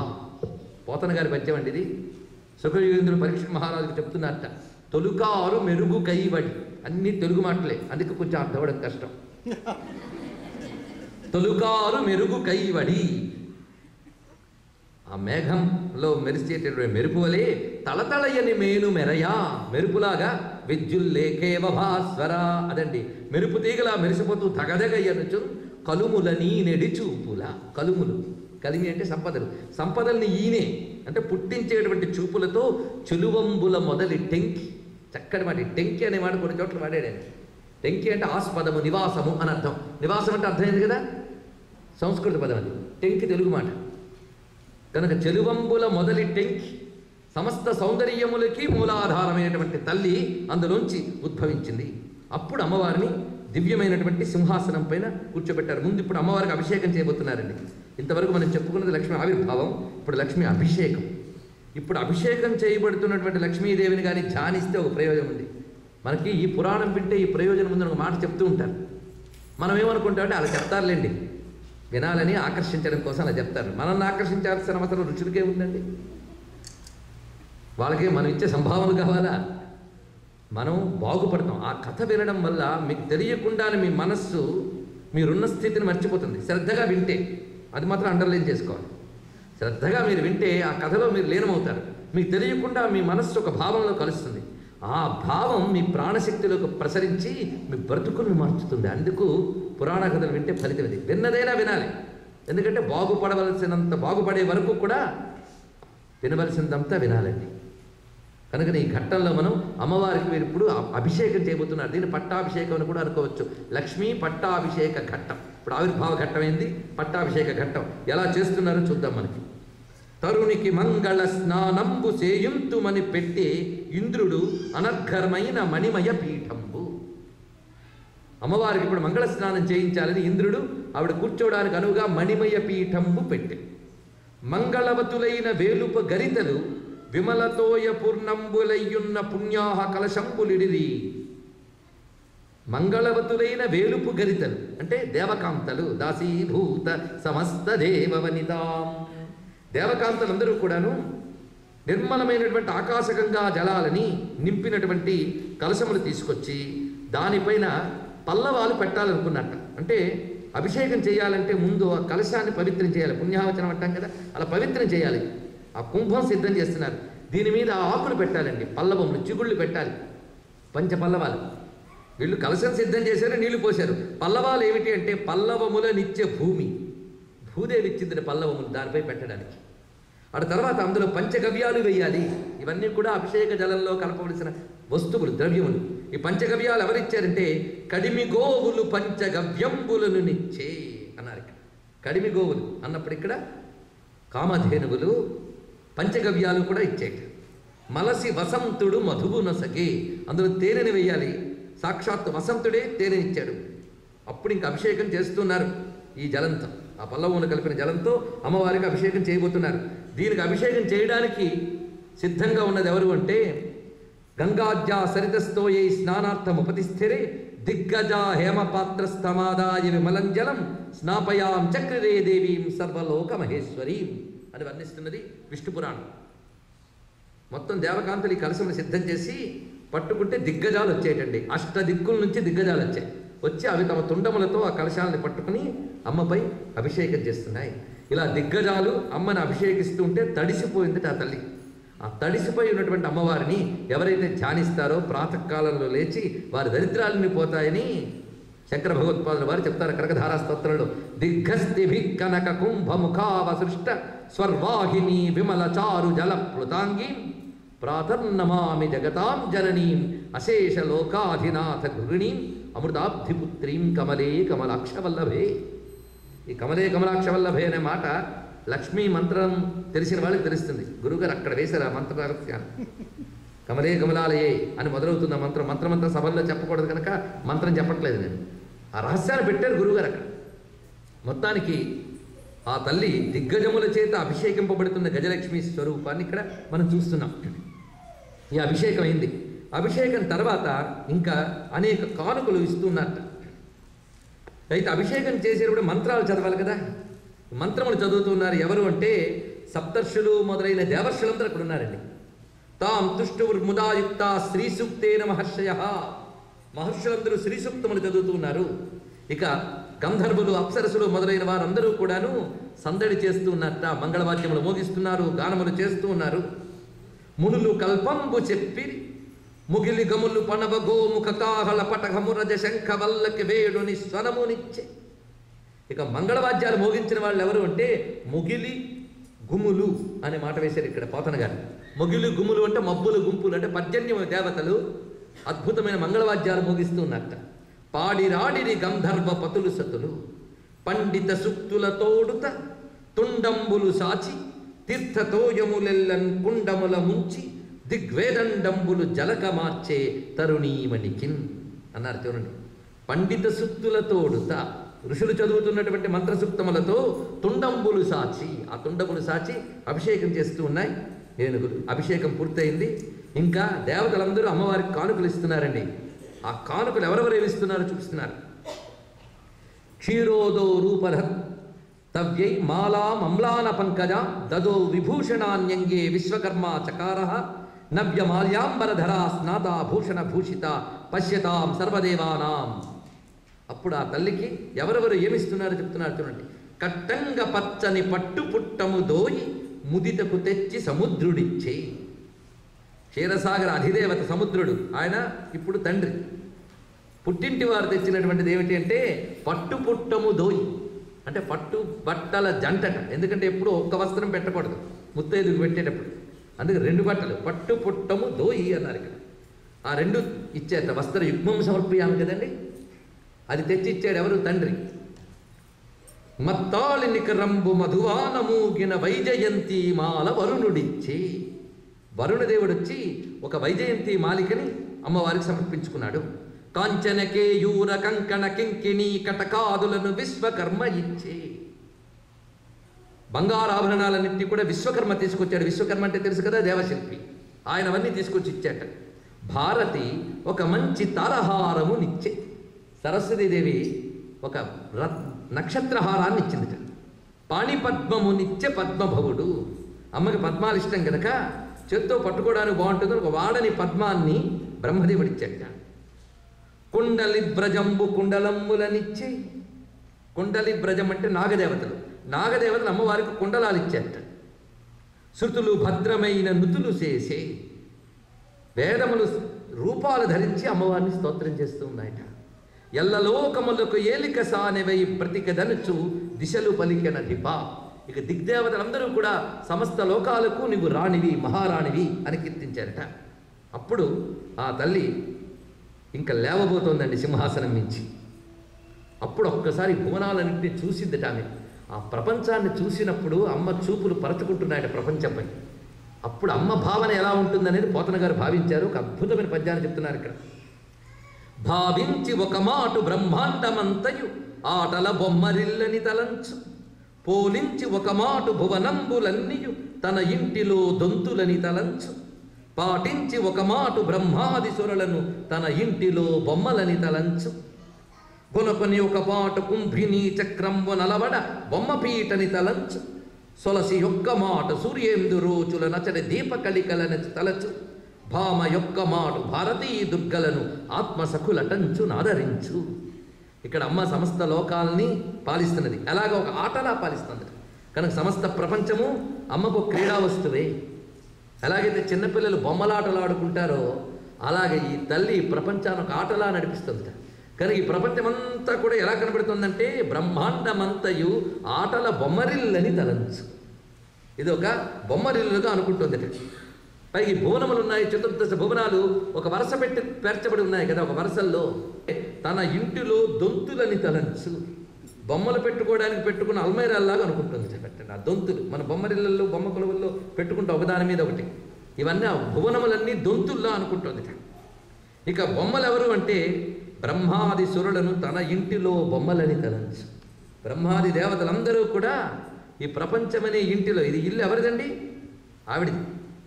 కనుక ఆ తల్లి తన బొమ్మల ఇంటిలో బొమ్మలుగా భావిస్తుంది ఎవరిని? దేవతని.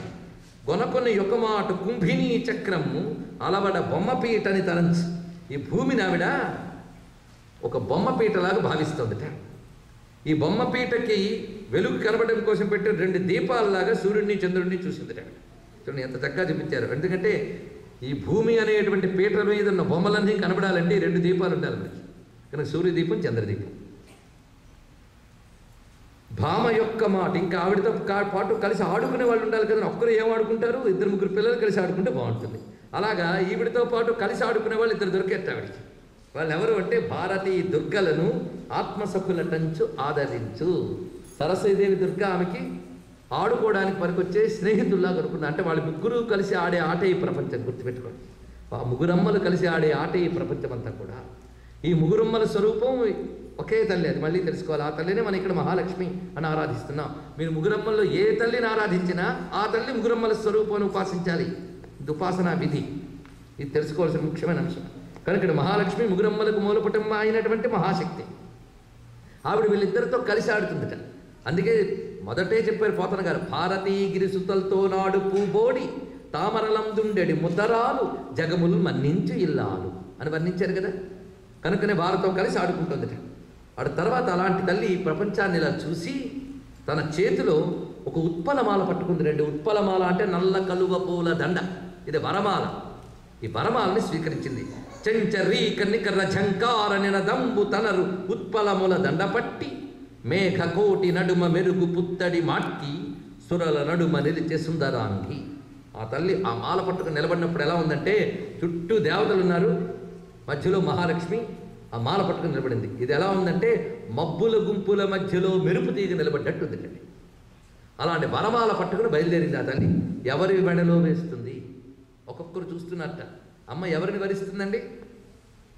తిన్నగా అక్కడికి వెళ్ళింది. ఏ లోపము లేని సంపూర్ణమైన మూర్తి అక్కడ నిలబడి ఉన్నాడు లీలగా చూస్తూ. ఎవడు? నారాయణుడు.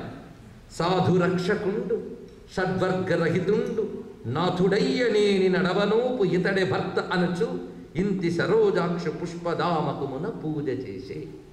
ఆ తల్లి ఇతడే నాకు తగినవాడు, నావాడు అని ఆయన కంఠంలో వరమాలని వేసింది. ఇది లక్ష్మీ స్వయంవర ఘట్టం. 3వ ఘట్టంలోకి మనం వచ్చాం ఇప్పుడు. అంటే అమ్మవారు అయ్యవారిని వరించారనమాట. ఇందులో ఉన్న మర్మాన్ని జాగ్రత్తగా పరిశీలించండి. సాధన వల్ల వచ్చింది సంపద. ఈ సంపదల రూపమే లక్ష్మి. కానీ ఈ వచ్చిన సంపద పరమాత్మది అని తెలిసి అనుభవించాలి. అందుకే ఈ లక్ష్మి తిన్నగా నారాయణ కంఠంలో వరమాల వేసి ఆయన వక్షస్థలం మీద కూర్చొని అప్పుడు ప్రపంచాన్ని చూసింది. అంతవరకు ఆవిడ చూడలేదు. చూడండి, వీళ్ళు ఎంత పూజలు చేస్తున్నా వీళ్ళని ఎవ్వరిని చూడలేదుట. ఎందుకంటే ఆవిడ నారాయణుడి దగ్గరికి వెళ్ళి ఆయన హృదయంలో కూర్చున్నప్పుడు చూసిందంటే నారాయణ సహిత అయిన లక్ష్మినే మనం ఆరాధించాలి. మనం పొందుతున్న సంపదలన్నిటి మీద మమకారం ఉంది మనకు, లేదా అండి? లక్ష్మి మీద మమకారం లేని వాళ్ళు ఎవరో చెప్పండి. ఇక్కడ లక్ష్మి అందరికి కావాలి, కానీ లక్ష్మి ఎవరిదో నారాయణుడి గురించి మాత్రం అందరికి అక్కర్లేదు. కానీ ఆవిడ అందుకే ఒప్పుకోదు. ఆవిడ నీకు కనబడుతున్న లక్ష్మి ప్రపంచమంతా ఉంది, కానీ లక్ష్మి ఎవరిది అది తెలియాలి. ఈ రెండు కలిపి తెలుసుకుంటేనే నిజమైనటువంటి యోగ్యత మనకు ఉంటుంది. అర్థమవుతున్నది కదా? కానీ ఈ లక్ష్మి అంతా నారాయణుడిది అని ఎరుక ఎవరికి ఉంటుందో మన ధన్యులండి. మొత్తానికి ఆ లక్ష్మీదేవి స్వామి మెడలో మాల వేయడంలో ఇది మర్మం. కొత్తగా పెళ్లి చేసుకుంది ఆవిడ. ఇదివరకు విష్ణువుది కాదు ఆవిడ. ఆవిడ ఎన్ని మార్లు ఉత్పన్నమైనా అన్ని మార్లు విష్ణువునే చేపడుతుంది. ఇది గుర్తుపెట్టుకోండి. ప్రపంచంలో ఎక్కడెక్కడ ఉత్పన్నమైనా ఆవిడ విష్ణువునే చేపడుతుంది. కానీ ఇంద్రుడికి బుద్ధి చెప్పింది. స్వర్గలక్ష్మి అంటే ఏదో నీ నిర్వాహకం వల్ల వచ్చాను అనుకోకు, ఆయన దయ వల్ల నేను వచ్చాను, కనుక నేను ఎప్పుడు ఆయన దానని అని ఇంద్రుడికి పాఠం అనమాట. తిన్నగా వెళ్ళి ఆవిడ నారాయణుని యొక్క వక్షస్థలం మీద కూర్చుని అక్కడి నుంచి చూసింది. రండి. దదౌ విభూషణాన్యంగే పశ్యతాం సర్వదేవానాం యయౌ వక్షస్థలం హరే హే అన్నారు. ఆ వక్షస్థలంలో కూర్చొని తత అవలోకిత దేవాహ హరివక్షస్థలస్థయా అన్నారు. ఇక్కడ చూడండి, అప్పుడు చూసింది రండి ఎవరి దేవతని. హరివక్షస్థలం మీదకు వెళ్ళి చూసిందిట. అంటే అర్థం విష్ణువు హృదయ సంకల్పం చేతనే అమ్మవారు సర్వ జగత్తుని చూస్తుంది. ఇప్పుడు అమ్మవారి స్థానం ఏది? స్వామి యొక్క వక్షస్థలం, అంతే కదండి. అన్నమాచార్య చెప్పారు, బంగారు బొమ్మ వంటి పడతిని ఉరము మీద సింగారించిన నీకు శ్రీమంగళం. మహాలక్ష్మి ఆయన యొక్క వక్షస్థలం మీద ప్రకాశిస్తుందిట. అయితే మనకి క్యాలెండర్లో వాటిలో పటాల్లో లక్ష్మీదేవి పాదాలు పడుతున్నట్టు ఒక బొమ్మ ఉంటుంది. అది చూడగానే చాలామంది సాధ్వీమణులకు చిన్న కోపం వస్తుంది. భార్య అంటే ఎప్పుడు పాదాలు పడుతూ కూర్చోవాలండి, ఇదేమైనా బాగుందా అని. ఒక ఆయన సినిమాకు కూడా తీశాడు దాని మీద. వీళ్ళకి ఏం అర్థమవుతుంది దాని గురించి కొంచెం అర్థం చేసుకుందాం మనం జాగ్రత్తగా. స్వామివారు అమ్మవారు చూపించినటువంటి ప్రేమకు సంతోషించి నువ్వు ఉండవలసిన చోటు ఇది అని పెట్టుకున్నాడని. భార్యను హృదయంలో పెట్టుకున్నంత గొప్ప గౌరవం చూపించాడు ఆమె. చూసారా? తనను వరించిన ఆమెను ఎక్కడ పెట్టుకున్నాడు? హృదయంలో పెట్టుకున్నాడు మహానుభావుడు. కానీ ఆయన హృదయంలో పెట్టాడు, కానీ ఈవిడ పాదాలు ఎంచుకుందిట. అంటే అర్థం ఏంటి? ఆయన పెట్టుకోవలసిన చోటు అదే, కానీ అమ్మవారు ఏం చేశారు? ఆయన పాదాలు ఎత్తిందిట. ఈ రూపాలను మీరు తలంచుకోండి. వక్షస్థలంలో ఒక లక్ష్మి, పాదాల దగ్గర ఒక లక్ష్మి. దీని అంతరార్థం ఏంటి? ఇద్దరు లక్ష్ములు ఉన్నారా? కాదు, ఒక్కరే. ఇందులో భావం ఏమిటో జాగ్రత్తగా మనం పరిశీలిస్తే, సృష్టిలో ఎవరికి సంపద కావాలన్నా వాడికి ఇవ్వాలన్న సంకల్పం పరమాత్మకి కలగాలి, అంతే కదండి. ఆయనకు ముందు సంకల్పం కలిగితేనే ఇస్తాడు. అది ఆయనకు సంకల్పం కలగనంత వరకు మీరంతా గింజుకున్నా తెచ్చుకోలేరు. గుర్తుపెట్టుకోండి. ఆయనకు దయ పుట్టాలి, కనుక దయ పుట్టాలి, సంకల్పించాలి. దయా సంకల్పం రెండు ఎక్కడ పుడతాయి? హృదయ స్థానంలో.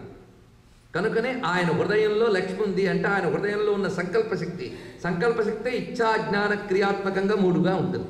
కనుక ఇచ్ఛాజ్ఞాన క్రియాత్మిక. అందుకే ఇచ్ఛాజ్ఞాన క్రియాశక్తి త్రితయం యద్భావ సాధనం తద్బ్రహ్మసత్తా సామాన్యం సీతాతత్వం ఉపాస్మహే అని సీతోపనిషత్తు చెప్తుంది. ఆ సీత అంటే లక్ష్మీదేవి. ఆ లక్ష్మీదేవి ఇచ్ఛాజ్ఞాన క్రియాత్మక అయినటువంటి పరబ్రహ్మ యొక్క సత్తాస్వరూపిణి. అందుకు అది ఎక్కడి నుంచి వస్తుంది? హృదయం నుంచి వస్తుంది. కనుకనే నారాయణ హృదయం నుంచి సంపద దొరికింది. వచ్చిన సంపద అంతా నువ్వు దేనికి వినియోగించాలి? నారాయణ సేవకి వినియోగించాలి. అందుకే సంపదలు భగవత్ పాదార్పణం చేయాలని చెప్పడం కోసమే లక్ష్మీదేవి పాదం దగ్గర ఉందండి. అంతరార్థం తెలిసింది కదా. భగవత్పాదార్పణం చేయాలి అంటే అర్థం నువ్వు ఏది ఉపయోగించినా అది భగవదర్పణం చేసి ఉపయోగించాలి అని చెప్పడం కోసమే అమ్మ అక్కడ పాదాల దగ్గర ఉన్నది. ఆ దివ్యమైన పాదం. అందుకే ప్రేమతో శ్రీసతి పిసికెడి పాదము బ్రహ్మ కడిగిన పాదమని కీర్తించారు కదా. మొత్తానికి అక్కడి నుంచి అమ్మవారు చూసేట. ఈ చూపులు ఎవరి మీద పడ్డాయంటే దేవతల మీద పడ్డాయటండి. దానితో దేవతలందరికీ కూడా ఆ చూపులు పడగానే వాళ్ళకున్న పాపకర్మలన్నీ పోయాయండి. వాళ్ళకిన్న పాపకర్మలు ఉంటే ఇందాక మొదట చేసి ఏ పాపం వల్ల ఇవన్నీ సముద్రంలో పోగొట్టుకున్నారో ఆ పాపములు పోయే వాళ్ళందరికీ కూడా మనస్సు నిర్మలమైంది, శాంతి లభించింది. ఇది ఎవరికి? దేవతలకి. రాక్షసులకి ఏదో తెలియని ఉడుకొచ్చింది వాళ్ళకి ఒక్కసారి. ఎందుకంటే వాళ్ళ వైపు అమ్మ చూపు పడలేదు. అమ్మ చూపు పడకపోతే అశాంతి, అమ్మ చూపు పడితే శాంతి. అందుకు లక్ష్మీ కటాక్షం మనకు మాట అంటూ ఉంటాం మనం. లక్ష్మీ కటాక్షం ఉందండి అని అంటూ ఉంటాం. కటాక్షం అంటే మాట తెలుసు కదా మీకు. ముందు అర్థం తెలియకపోయినా వాడేయాలండి పదాలు, అలవాట్లో ఉంటాయి. ఎప్పుడుకో అప్పుడు అర్థం తెలుస్తుంది. అన్నీ అర్థం తెలుసుకు వాడతామంటే బతుకు చాలదు మనకి. మీరు వాడుతూ ఉంటేనే నేను చెప్పబోతే అదేంటో తెలుసుకుందామని కుతూహలం పడుతుంది. మీకు వాడుకోలేని పదం నేను చెప్తే 5 వదిలేద్దాం అనుకుంటాను. కటాక్షం అంటే కడకంటి చూపు, ఆ కంటి కొనల్లోంచి చూసే చూపుట. ఆవిడొక చూపు విసిరితే చాలండి మన దరిద్రాలన్నీ పోతాయి. అందుకే కనకధారా స్తోత్రంలో శంకర భగవత్పాదుల వారు అమ్మ చూపులే కనకధార అని వర్ణించారు. అది కురిపించగానే బంగారు ఉసిరికాయలు వానపడిందిట శంకరుల వారి స్తోత్రం చదివితే. అంగం హరే పులక భూషణమాశ్రయంతి భృంగాంగనే వంకుళాభరణంతమాలం అంగీకృతాఖిల విభూతిరపాంగలీలా మాంగళ్యదాస్తు మమ మంగళ దేవతాయా. ఆ మహానుభావుడు వర్ణించి చూపించాడు మనకి. ఆ విధంగా తల్లి యొక్క చూపుల ధార పడగానే దేవతలకి ఉన్నటువంటి అలక్ష్మి అంతా తొలగిపోయిందిట, దరిద్రం అంతా తొలగిపోయింది. దానితో వాళ్ళందరూ కూడా శాంతి చెందారు. ఆ తర్వాత వచ్చినది ధన్వంతరి రూపంతో నారాయణుడు ఉద్భవించి అమృతం తీసుకువచ్చాడు. దాని జగన్మోహిని రూపం ధరించి ఆయనే దేవతలకు అందేలా చేసి అసురుడికి అందనివ్వలేదు.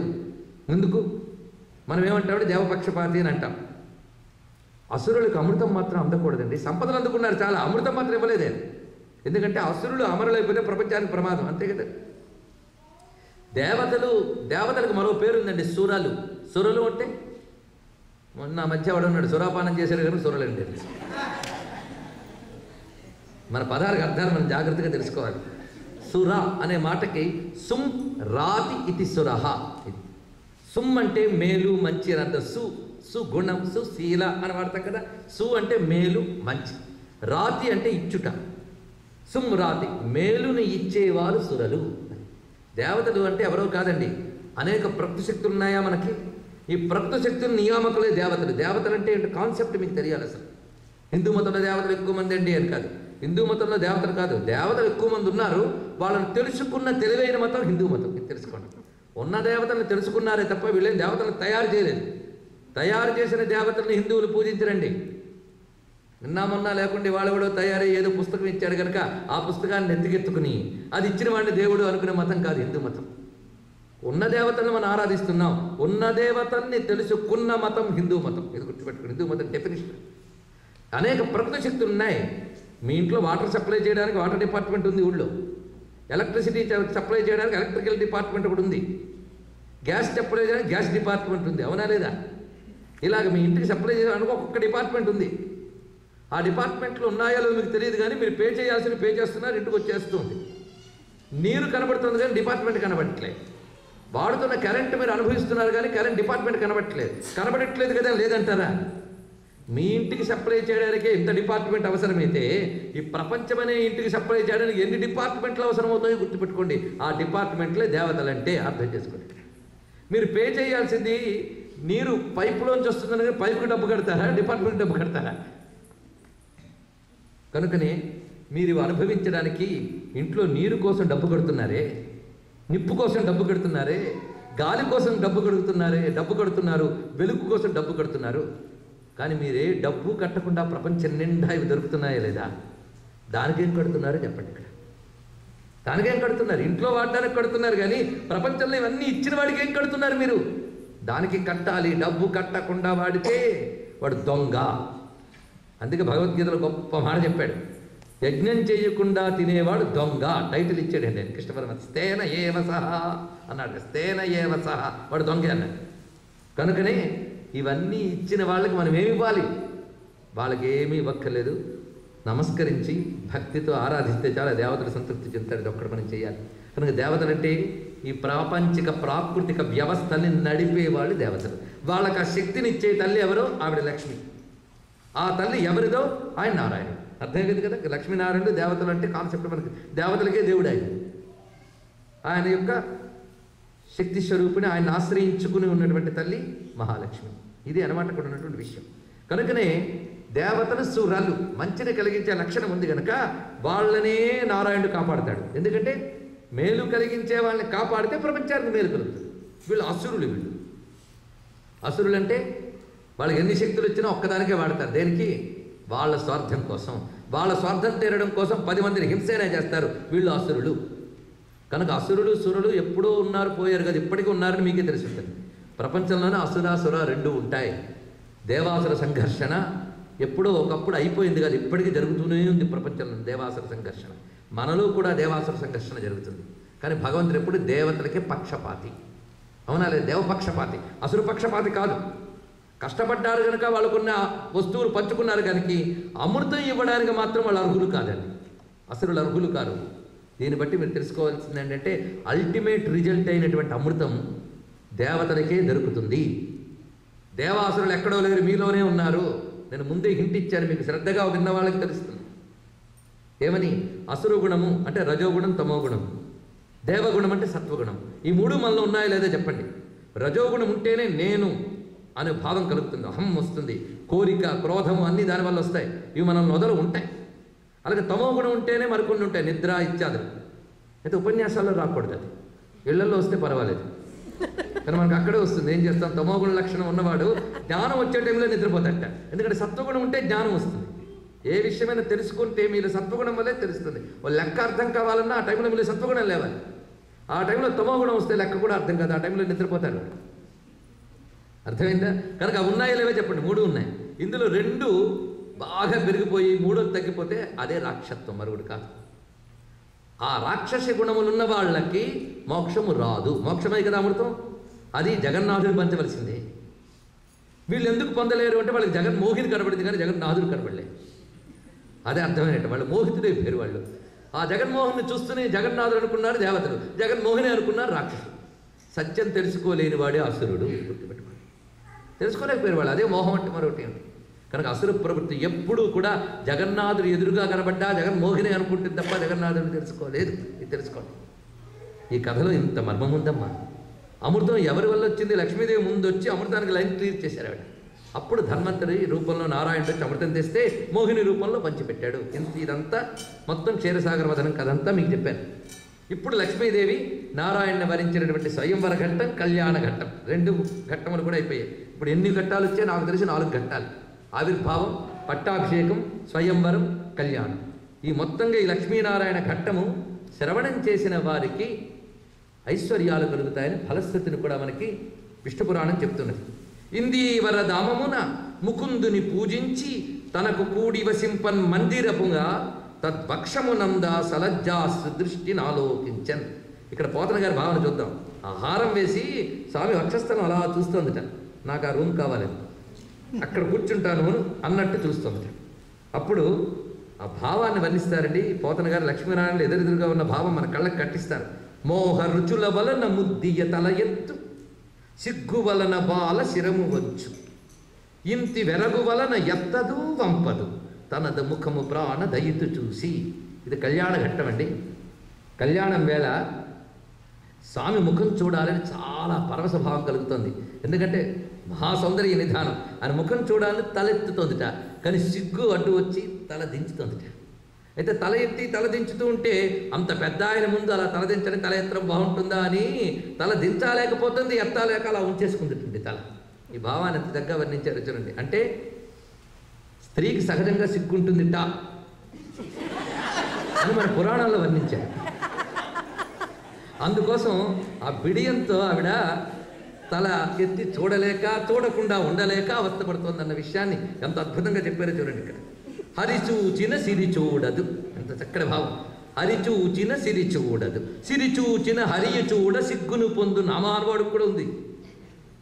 అంత మహాసౌందర్య రాశి. అప్పుడే ఇంకా వివాహమైన వెంటనే ఆవిడ చూస్తుంటే ఆయన సిగ్గు కలిగిందిట. హరియును సిరియును తమలో సరిచూపుల జూడ మరుడు సందడి పెట్టెన్ అనే మాటను ఇక్కడ చూపించారు. ఇక్కడ మన మహానుభావుడు శ్రీకృష్ణదేవరాయలు చాలా బాగా చెప్తారండి. శ్రీకమనీయహారమణి చెన్నుగతాను కౌస్తుభంబు నందా కమలావధూటియును దార తతోప పరస్పరాత్మలందా కలితంబులైన తమ ఆకృతులచ్చద పైకి తోచి అస్తోకత అందు నిల్చెనన శోభిలు వెంకట భర్త గొల్చెదన్ అంటారు శ్రీకృష్ణదేవరాయలు. ఎంత చక్కటి పద్యం రాశారు చూసారా. తెలుగు భాష కాదు అది, ఆయనది జన్మతః తుళు భాష. అందుకే విశ్వనాథ వారు అంటారు, భాషలొక 10 తెలిసిన ప్రభువు చూచి భాషయన ఇట్టిదని పలికినట్టి భాష తెలుగు భాష అని చెప్పాడు. ఇక్కడ 10 భాషలు తెలిసిన మహానుభావుడు ఇదే భాష అని చెప్పేట. అది మన భాష అండి. మరి కృష్ణదేవరాయలు తెలుగులో ప్రబంధం రచించాడు కదా, అమృతమాల చేత వెంకటేశ్వర స్వామికి అంకితం ఇస్తూ మొదటి శ్లోకం చెప్పాడు. శ్రీ కమనీయహారమణి చెన్నుగా తాను. వాళ్ళిద్దరు ఎదురుగా నిలబడ్డారు కదండి. ఆ రూపంలో మీకు కృష్ణదేవరాయల భావాన్ని తెచ్చి చూపిస్తున్నా. ఆయన కౌస్తుభమణి ధరించాడు. అక్కడ ఈ కౌస్తుభమణిలో లక్ష్మీదేవి రూపం ప్రతిఫలిస్తుంది. అమ్మవారు కూడా అనేక ఆభరణాలు ధరించారు కదా, అందులో పెద్ద రత్నం మెరిసిపోతుంది. ఆ రత్నంలో విష్ణువు రూపం ప్రతిఫలిస్తుంది. చూడండి, అమ్మవారు వేసుకున్న రత్నాల హారంలో విష్ణువుమూర్తి ప్రతిఫలిస్తుంది హృదయం దగ్గర. అలాగే అయ్యవారు వేసుకున్న కౌస్తుభ రత్నంలో అమ్మవారి రూపం ప్రతిఫలిస్తుందట. దీని భావం ఏంటంటే, నా హృదయంలో నువ్వే ఉన్నావు అని చెప్తున్నట్టున్నది అన్నాడు. తన హృదయంలో విష్ణువు ఉన్నాడు అనే భావం లక్ష్మి చూపిస్తుంది, తనలో ప్రతిఫలిస్తున్న విష్ణు రూపం. నా హృదయంలో విష్ణువే ఉన్నాడు అని లక్ష్మి చూపిస్తే, నా హృదయం లక్ష్మి ఉందని విష్ణువు చూపిస్తున్నట్ట. అందుకు పరస్పరాత్మలందు ఆకలితంబులైన మూర్తులు అచ్చత పైకి తోచి, అవి పైకి కనబడి అస్తోకత అందు నిలిచెనన శోభిలు వెంకట భర్త గొల్చెదన్. ఎంత అద్భుతమైన భావాన్ని ఇచ్చారు చూడండి కృష్ణదేవరాయలు. ఆ విధంగా నిలుచున్న ఆది దంపతులు, పురాణ దంపతులు అయినటువంటి లక్ష్మీనారాయణ జగన్మాతాపితరుడు. వారు ఉభయుల్ని కూడా ఈ విధంగా వర్ణించి పోతన గారి మాటలతో, కృష్ణదేవరాయల మాటలతో, ఇంతకీ ఎవరి మాట చెప్పాలని అనుకున్నా మనకు లక్ష్మీనారాయణులు కనబడాలి. అందుకోసం కవుల మాటలు ఆధారంగా తీసుకుని వెళుతున్నాం మనం. జగముల తండ్రి ఈదనరు శౌరి జగంబుల తల్లి ఇందిరంతగనురమందు దాల్చెనట తత్కరుణారస దృష్టిచే ప్రజల్ మగుడక తొంటి భంగ్యనతి మంగళ సాధిపతత్వ సంపదన్ నెగడిన లోకముల్ గనిరి అనేక శుభంబుల పొందిరత్తరిన్. అప్పుడు వక్షస్థలంలో కూర్చున్న లక్ష్మీదేవి చూపుల వల్ల లోకానికి శుభం కలిగిందన్నారు. ఎప్పుడు మీరు అమ్మని ధ్యానించినా నారాయణుని యొక్క వక్షస్థలంలో ఉన్నట్టుగా భావించినట్లయితే అది మనకు శుభం కలిగిస్తుందని దీని యొక్క భావం. వక్షస్థలంలో లక్ష్మి ఎలా ఉంది అంటే వర్ణిస్తున్నారు పోతన గారు. అప్పుడే ఆదిమ లక్ష్మి శ్రీవత్స కౌస్తుభ వైజయంతి వనమాలికాది తారహారాలంకృతం పైన పుండరీకాక్ష వక్షస్థలంపున వసించే అన్నారు. స్వామి వక్షస్థలం అంటే ఒకవైపు శ్రీవత్సలాంఛనం, మరొక వైపు వైజయంతిమాల, వనమాల, కౌస్తుభమణి, వీటన్నీ ఉంటే వాటి మధ్యలో అమ్మ ప్రకాశిస్తుంది. ఆభరణాలన్నీ ఆయన కోసం వేసుకున్నాడు, వక్షస్థలం అమ్మవారి కోసం వేసుకున్నాడు. కానీ అన్న ఆభరణాల నడుమ అమ్మ మెరిసిపోతూ ఉన్నది. ఆ సమయంలో కనబడుతున్న దివ్యమంగళ వాతావరణాన్ని అంతటి మనం ఒక్కసారి భావన చేద్దాం. క్షీరసాగర తీరంలో మృోశెన్ శంఖ మృదంగ వేణురవముల్ మున్నాడి పెంచీకటుల్ వాసిల్. అంతవరకు ఉన్న చీకట్లు పోయేట అమ్మ వెలుగుల వల్ల. నర్తనగాల లీలల సురల్ భాసిల్లిరి ఆర్యుల్ జగద్వాసుల్ విష్ణుని బ్రహ్మదేవ ముఖరల్ తల్లింగ మంత్రంబులం ప్రాసక్తిని వినితించిరి ఉల్లసిత పుష్పశ్రేణి వర్షింపుచు. ఋషులు దేవతలు అందరూ కూడా ఆ విష్ణువుని, లక్ష్మీ సహితుడైన విష్ణువుని స్తుతిస్తూ ఉన్నారు.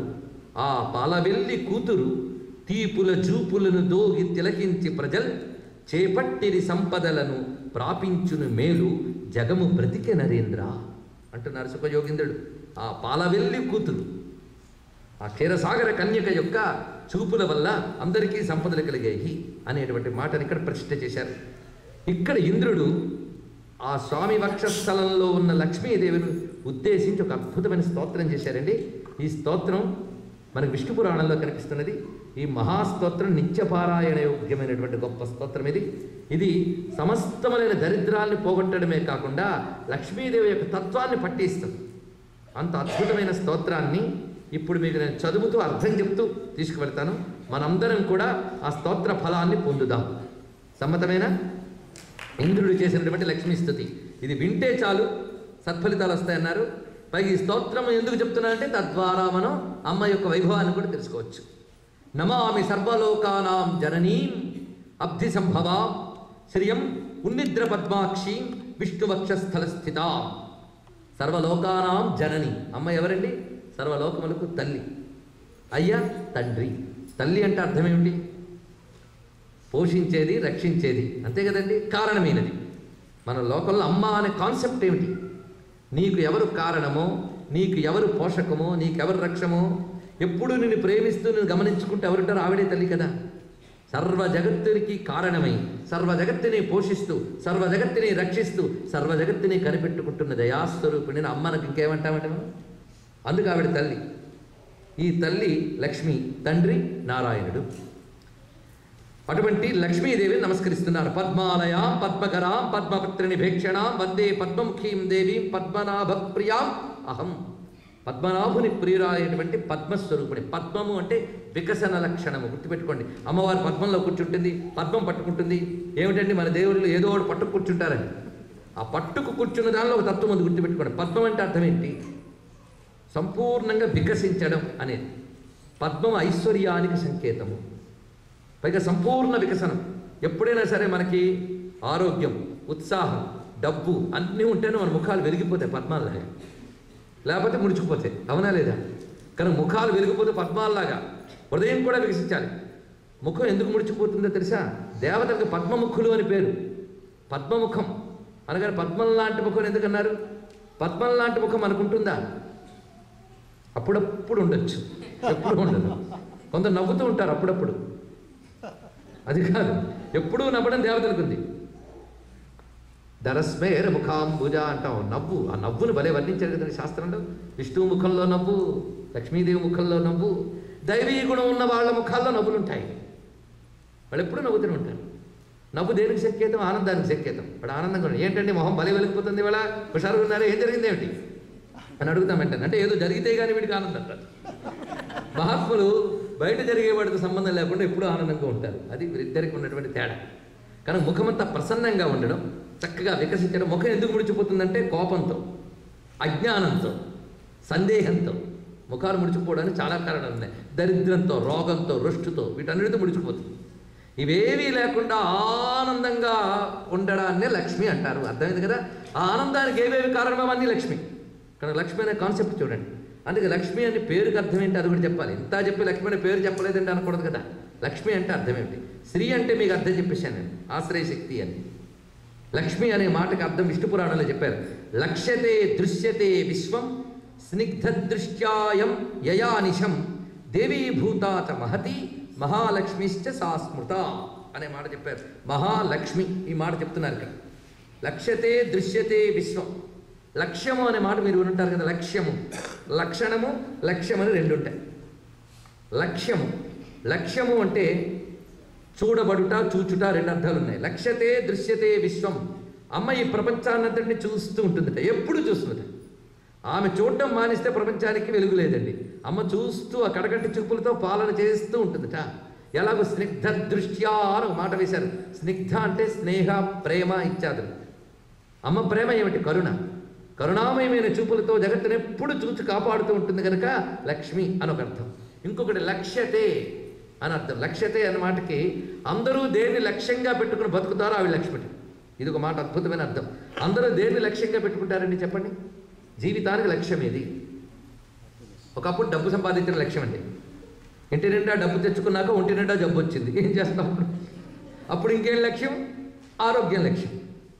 కనుక ఒక్కొక్కసారి ఒక్కొక్క లక్ష్యం మారిపోతుంది. అన్నిటికీ కలిసి కామన్ లక్ష్యం ఒక్కటే చెప్పనా? ఆనందంగా ఉండడం.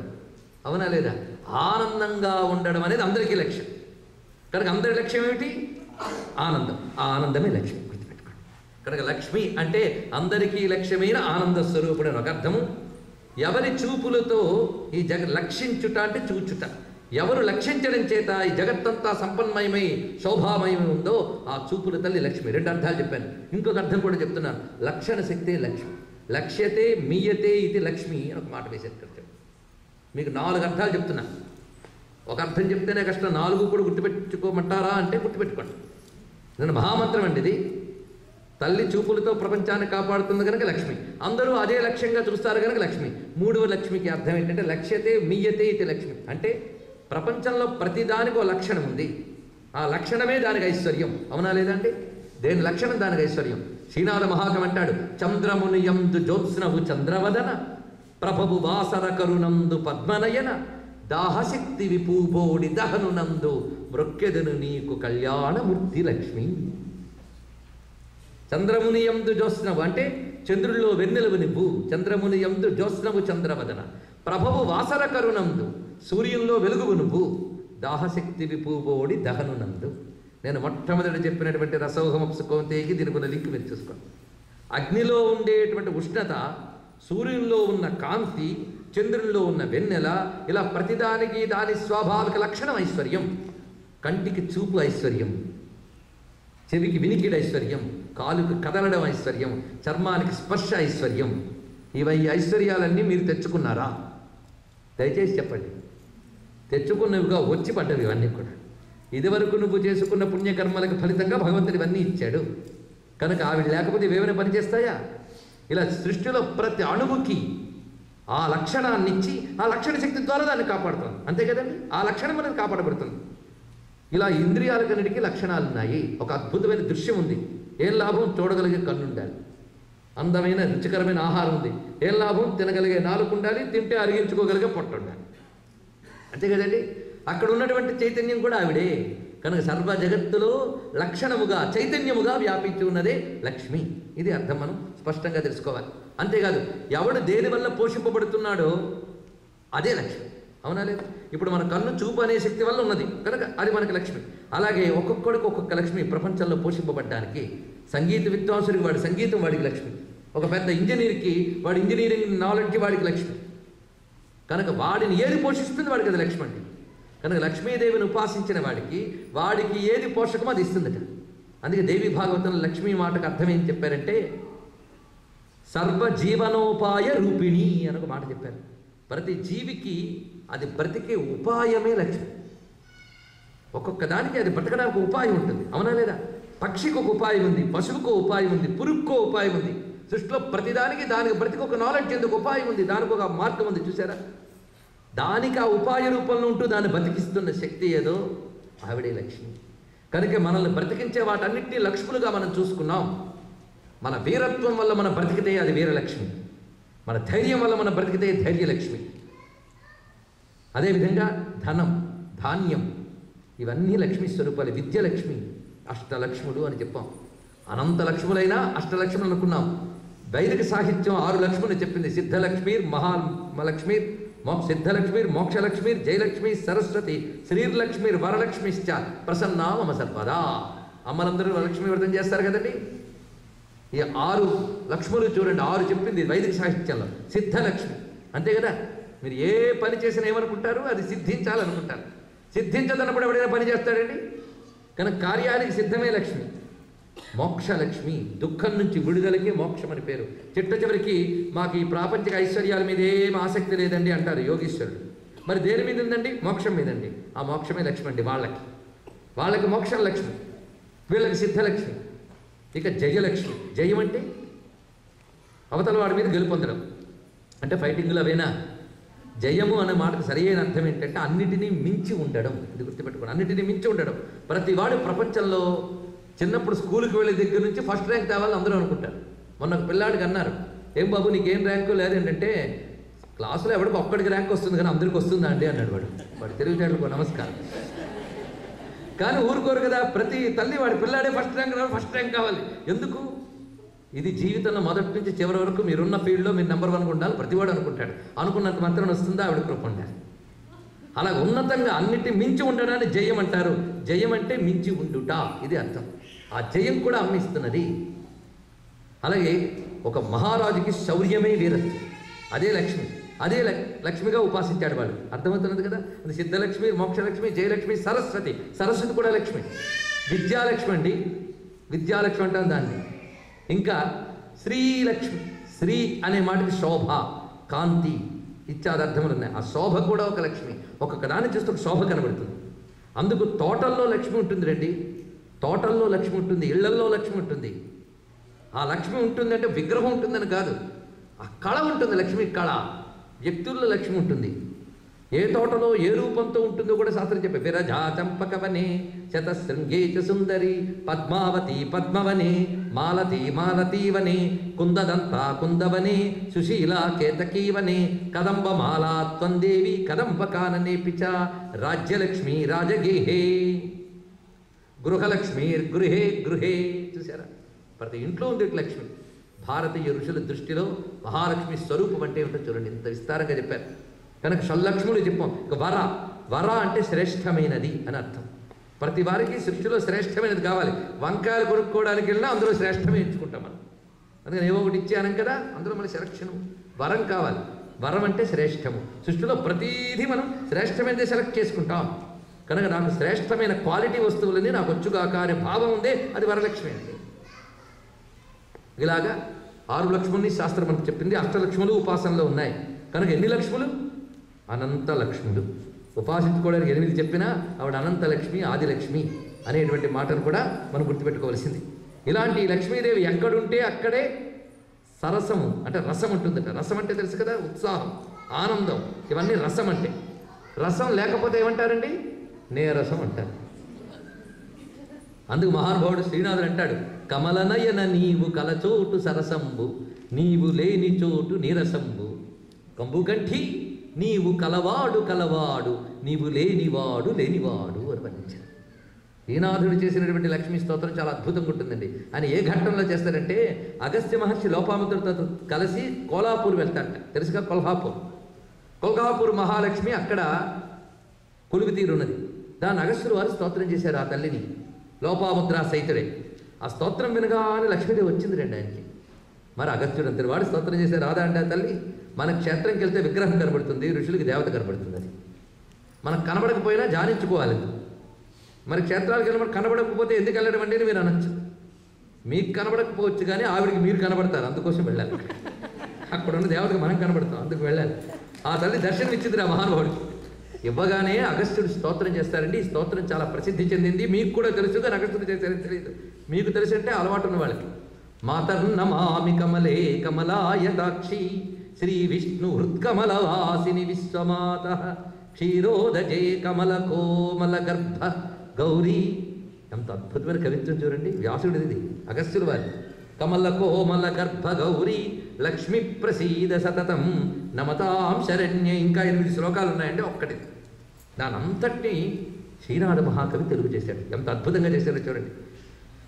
క్షీరోద కన్యకు శ్రీ మహాలక్ష్మికి కమలాయతాక్షికి కంబుకంఠికి అఖిల లోకేశ్వరికి ఆమ్నాయ వినుతకు కనకకేతక పుష్ప గర్భ గౌరికి అరుణాధరోష్ఠికి అమరకోటి కిరీట కోటి విటంక సంఘాట ఘటిత రత్నాంకుర ప్రభారాజి నిరాజిత శ్రీపాద పద్మపీఠోపకంఠకు అంబురహనాభు దేవికి ఆదిశక్తికి ఇందిరకు లోకమాతకు ఇగిరుబోడికి అలరు విల్కాని తల్లికి అశ్రితార్థ కల్పవల్లికి మృక్యద కంటి మంటి అన్నాడు. ఎంత చక్కటి పద్యాన్ని ఇచ్చారు మహానుభావుడు. ఆ తల్లి యొక్క దివ్య వైభవాన్ని వర్ణిస్తున్నారు ఇక్కడ. క్షీరోదకన్యకి అందరికి అర్థమైపోతుంది. శ్రీ మహాలక్ష్మికి, కమలాయతాక్షికి, కంబుకంఠి శంఖం లాంటి కంఠం ఉన్నటువంటిది, అఖిల లోకేశ్వరికి, ఆమ్నాయ వినుతకు వేదముల చేత నమస్కరింపబడేది, కనకకేతక పుష్ప గర్భ గౌరికిట బంగారు రంగుతో మెరిసిపోతున్నటువంటి మొగలి పువ్వు పొట్ట లోపల రంగు అమ్మవారి రంగుట. చక్కటి మాట. మొగలి పువ్వు పొట్ట అంటే లోపలి భాగం, ఆ లోపలి భాగం ఎలా ఉందో అలా ఉందిట. అంటే బంగారం తెలుపు కలిసిన రంగు, అది అమ్మవారి రంగుట. దర్శిస్తే కానీ రాయలేరండి. కనకకేతక పుష్ప గర్భ గౌరి. మూలంలో ఏం చెప్పాడు అగస్త్యుడు? మాతన్నమామి కమలే కమలాయతాసి శ్రీ విష్ణు ఉత్కమలవాసన విశ్వమాత క్షీరోదజే కమల కోమల గర్భ గౌరి అన్నాడు ఆయన. ఇది కేవలం అనువాదం చేయలేదు, ఇంకో భావం ఇది చూపించాడు మహానుభావుడు. మొగలి పువ్వు లోపలి భాగంలో ఉన్న రంగుట హిరణ్యవర్ణం కదండి, దాన్ని అంత చక్కగా భావించాడు. అందులో ఉన్న ఆ తెలుపు, ఆ బంగారు రంగు ఏంటంటే శుద్ధ సత్వగుణంతో కూడిన ఐశ్వర్యానికి సంకేతం. అందుకే 2 రంగులు మిక్స్చర్గా చూపిస్తున్నారు ఇక్కడ గురుగారు. ఇక అమరకోటి కిరీట కోటి విటంక సంఘాట ఘటిత రత్నాంకుర ప్రభారాజి నీరాజిత శ్రీపాద పద్మపీఠోపకంఠకు దీనికంటే ఆ సంస్కృత శ్లోకమే బాగుంది, తేలిగ్గా అర్థమవుతుంది. మరి తేలిగ్గా చెప్తే శ్రీనాథుడు ఎలా అవుతాడు? అందం చూపించాడు. చూడండి ఇక్కడ దేవతల యొక్క కిరీటములు అమ్మవారి పాదాలకు తగిలిస్తున్నట్టు, ఆ కిరీటాల్లో ఉన్నటువంటి రత్నాలన్నీ అమ్మ పాదాలకి నీరాజనమిస్తున్నట్టు ఆ కాంతుల్ని వెదజల్లుతున్నాయి అన్నారు. ఇక్కడ చూడండి ఎంత చక్కటి భావం. మరి దేవతలు తల్ల వంచడం, కాంతులు ఇవ్వడం అంటే ఎంత హయ్యెస్ట్, మరి పాదం కూడా అంత హయ్యెస్ట్గా చూపించుతున్నాడు ఆ భాషని. అటువంటి ఆ తల్లికి అంబురహనాభు దేవికి అంటే పద్మనాభుని యొక్క రాణికి, ఆదిశక్తికి, ఇందిరకు, ఇందిరా అని అమ్మవారి పేరు. ఇంద్ర ఇందిర ఈ శబ్దమును చూడండి, రెండు ఇంచుమించు దగ్గరగానే ఉంటాయి. ఇంద్ర శబ్దం ఇంద్రుడు అనబడే దేవతదే కాదు, విష్ణువుకు కూడా ఇంద్రనామం ఉన్నది. మీరు విష్ణు శాస్త్రంలో చదువుకోవచ్చు. ఇంద్రుడు అంటే పరమాత్మకున్న పేరుల్లో ఒకటి. ఆ పేరు ఈయనకి ఇచ్చాడు, ఆయన పొజిషన్ ఇచ్చాడు కనుక ఇచ్చాడు అంతే. ఇంద్ర అనే మాట వేదంలో పరమేశ్వరుడైన పరమాత్మకే చెప్పబడుతున్నది. ఇంద్రుడు అంటే ఇది ఐశ్వర్యే ఇంద్రదీప్తో అని రెండు ధాతువుల నుంచి వచ్చింది ఇంద్ర శబ్దం. అంటే ఐశ్వర్యవంతుడు, ప్రకాశవంతుడు అని అర్థం ఇంద్ర అంటే. అలాగే ఐశ్వర్య స్వరూపిణి, ప్రకాశ స్వరూపిణికి ఇందిరా అన్నారు అంతే. ఇక్కడ ఇందిరా అంటే ఐశ్వర్య స్వరూపిణి, ప్రకాశ స్వరూపిణి అయినటువంటి ఆ తల్లికి, లోకమాతకు, అలరువిల్కా అని తల్లికి, మన్మధుడి తల్లిటండి ఆ తల్లి. ఈ మాటలో కూడా భావం ఉందండి.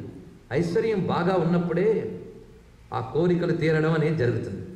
పైగా నారాయణుడికి సృష్టి చేయాలనే కోరిక పుట్టించింది ఈవిడ చూస్తే ఆయనకు ఒక్కసారి వైబ్రేషన్ వచ్చి సృష్టి చేశాడు. కానీ పరమాత్మ యొక్క సంకల్ప శక్తి ఈవిడ. ఆ సంకల్ప శక్తి సృష్టి జరుగుతుందా? ఈ రహస్యం చెప్పినవాడు శంకర భగవత్పాదులు గారు. అందుకే ఆనంద కంద మణిమేష మనంగ తంత్రం ఆకేకర స్థిత కనీనిక పక్ష్మనేత్రం భుజై భవేన్ మమ భుజంగ శయాంగనాయ అన్నారా లేదా? కామప్రదా భగవతోపి కటాక్షమాల. భగవానుడైన నారాయణుడికి కూడా కోరిక కలిగించిందిట. ఏమిటి కలిగించింది? కోరిక. సృష్టి చేయాలనే కోరిక పరమాత్మలో పుట్టించిందిట. కనుక ఆ కోరిక అనేది ఎవరికి పుట్టింది? లక్ష్మీనారాయణుడికి పుట్టింది. కానీ లక్ష్మీనారాయణకు పుట్టిన సృష్టి చేయాలనే కోరిక ఏదుందో ఆ కోరికని ఇక్కడ కామదేవుడు, మన్మథుడు అన్నారు. ఆ కోరిక లేకపోతే ప్రపంచం ఉందా చెప్పండి? అందుకే అమ్మవారికి మన్మథుడి తల్లి అన్నారు. రెండు సృష్టి చేసేవాడిని కూడా సృష్టించాడు నారాయణుడు. ఎవరిని? బ్రహ్మదేవుడిని. కనుక వీళ్ళిద్దరు ఎవరికి తల్లులు? సృష్టికి మూలమైన కామానికి తల్లిదండ్రులు, సృష్టికర్త అయిన బ్రహ్మకి తల్లిదండ్రులు. అందుకే అన్నమయ్య అంటాడు, కమలజు కన్న తల్లి, కాముని కన్న తల్లి, అమరుల కన్న తల్లి ఆదిమలక్ష్మి అన్నాడే లేదు.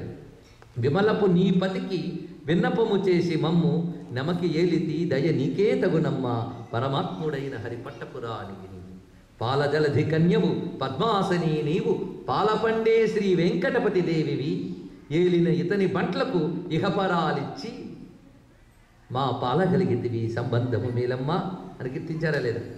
ఆ విష్ణు బంట్లకు అంటే విష్ణు భక్తులందరికీ సంపదలు ఇచ్చేటువంటి తల్లి ఆవిడ. అందుకు ఇక్కడ అలరు విల్కా అని తల్లికి అన్నారు. ఇక్కడ అంటే మన్మధుని కన్న తల్లికి, ఆశ్రితార్థ కల్పవల్లికి, మృక్యద గంటి మంటి.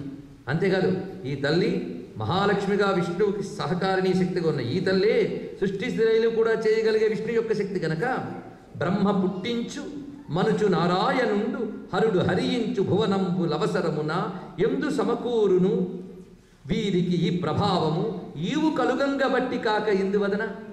నువ్వు ఉండడం బట్టే ఆ ముగ్గురు ఆ పనులు చేయగలుగుతున్నారు తల్లి. గిర్దేవతేతి గరుడ ధ్వజ సుందరీతి శాకంభరీతి శశిశేఖర వల్లభేతి సృష్టి స్థితి ప్రళయకేళిషు సంస్థితాయై తస్యై నమస్త్రిభువనైక గురోస్తరుణ్యై అని వర్ణించారు కదా. ఆ విధంగా అమ్మవారు ముగురమ్మల మూల స్వరూపేణ మహాలక్ష్మి. అదే మహాలక్ష్మి. ఇక్కడ లక్ష్మి శబ్దానికి అర్థం చెప్పాను కదా. మహా అంటే గొప్పది అని అర్థం. దేనిని మించి మరి గొప్ప వస్తువు లేదో దాన్ని మహా అనాలి. కనుక మహాలక్ష్మి అనే మాటలో విశేషం ఇక్కడ చెప్పబడుతుంది. పైగా ఈ తల్లి అనుగ్రహం ఉంటేనే ఎవడైనా గొప్పవాడు అనిపించుకుంటాటండి. చూపు పడకపోతే ఎవడు గొప్పవాడు అనిపించుకోడు. ఆడు ఎవరిందరో పండితులు ఉన్నారు కానీ అందరికీ కీర్తి వస్తుందా? ఈ తల్లి దయ ఉంటే రాణిస్తాం. గుర్తుపెట్టుకోండి, రాణించడం అనేది ఒకటి సృష్టిలో. రాణించడం అదే ప్రతిభ ఉన్న వాళ్ళు ఎందరో ఉన్నారు, ఎందుకు రాణించట్లేదు? ఆ తల్లి చూపు పడాలి.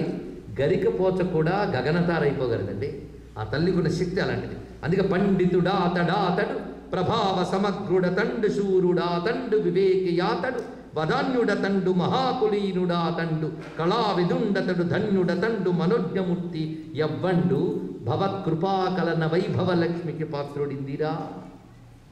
ఓ తల్లి, ఎవడు నీ చూపులకు నోచుకుంటాడో వాడే పండితుడని, వాడే రాజు అని, వాడే మనోహరుడని కీర్తి పొందుతాడు. ప్రపంచంలో ఒక గుర్తింపు పొందాలి అంటే అమ్మ చూపు వాడి మీద పడాలి. ఆ పడిన వాడికి గుర్తింపు ఉంటుంది.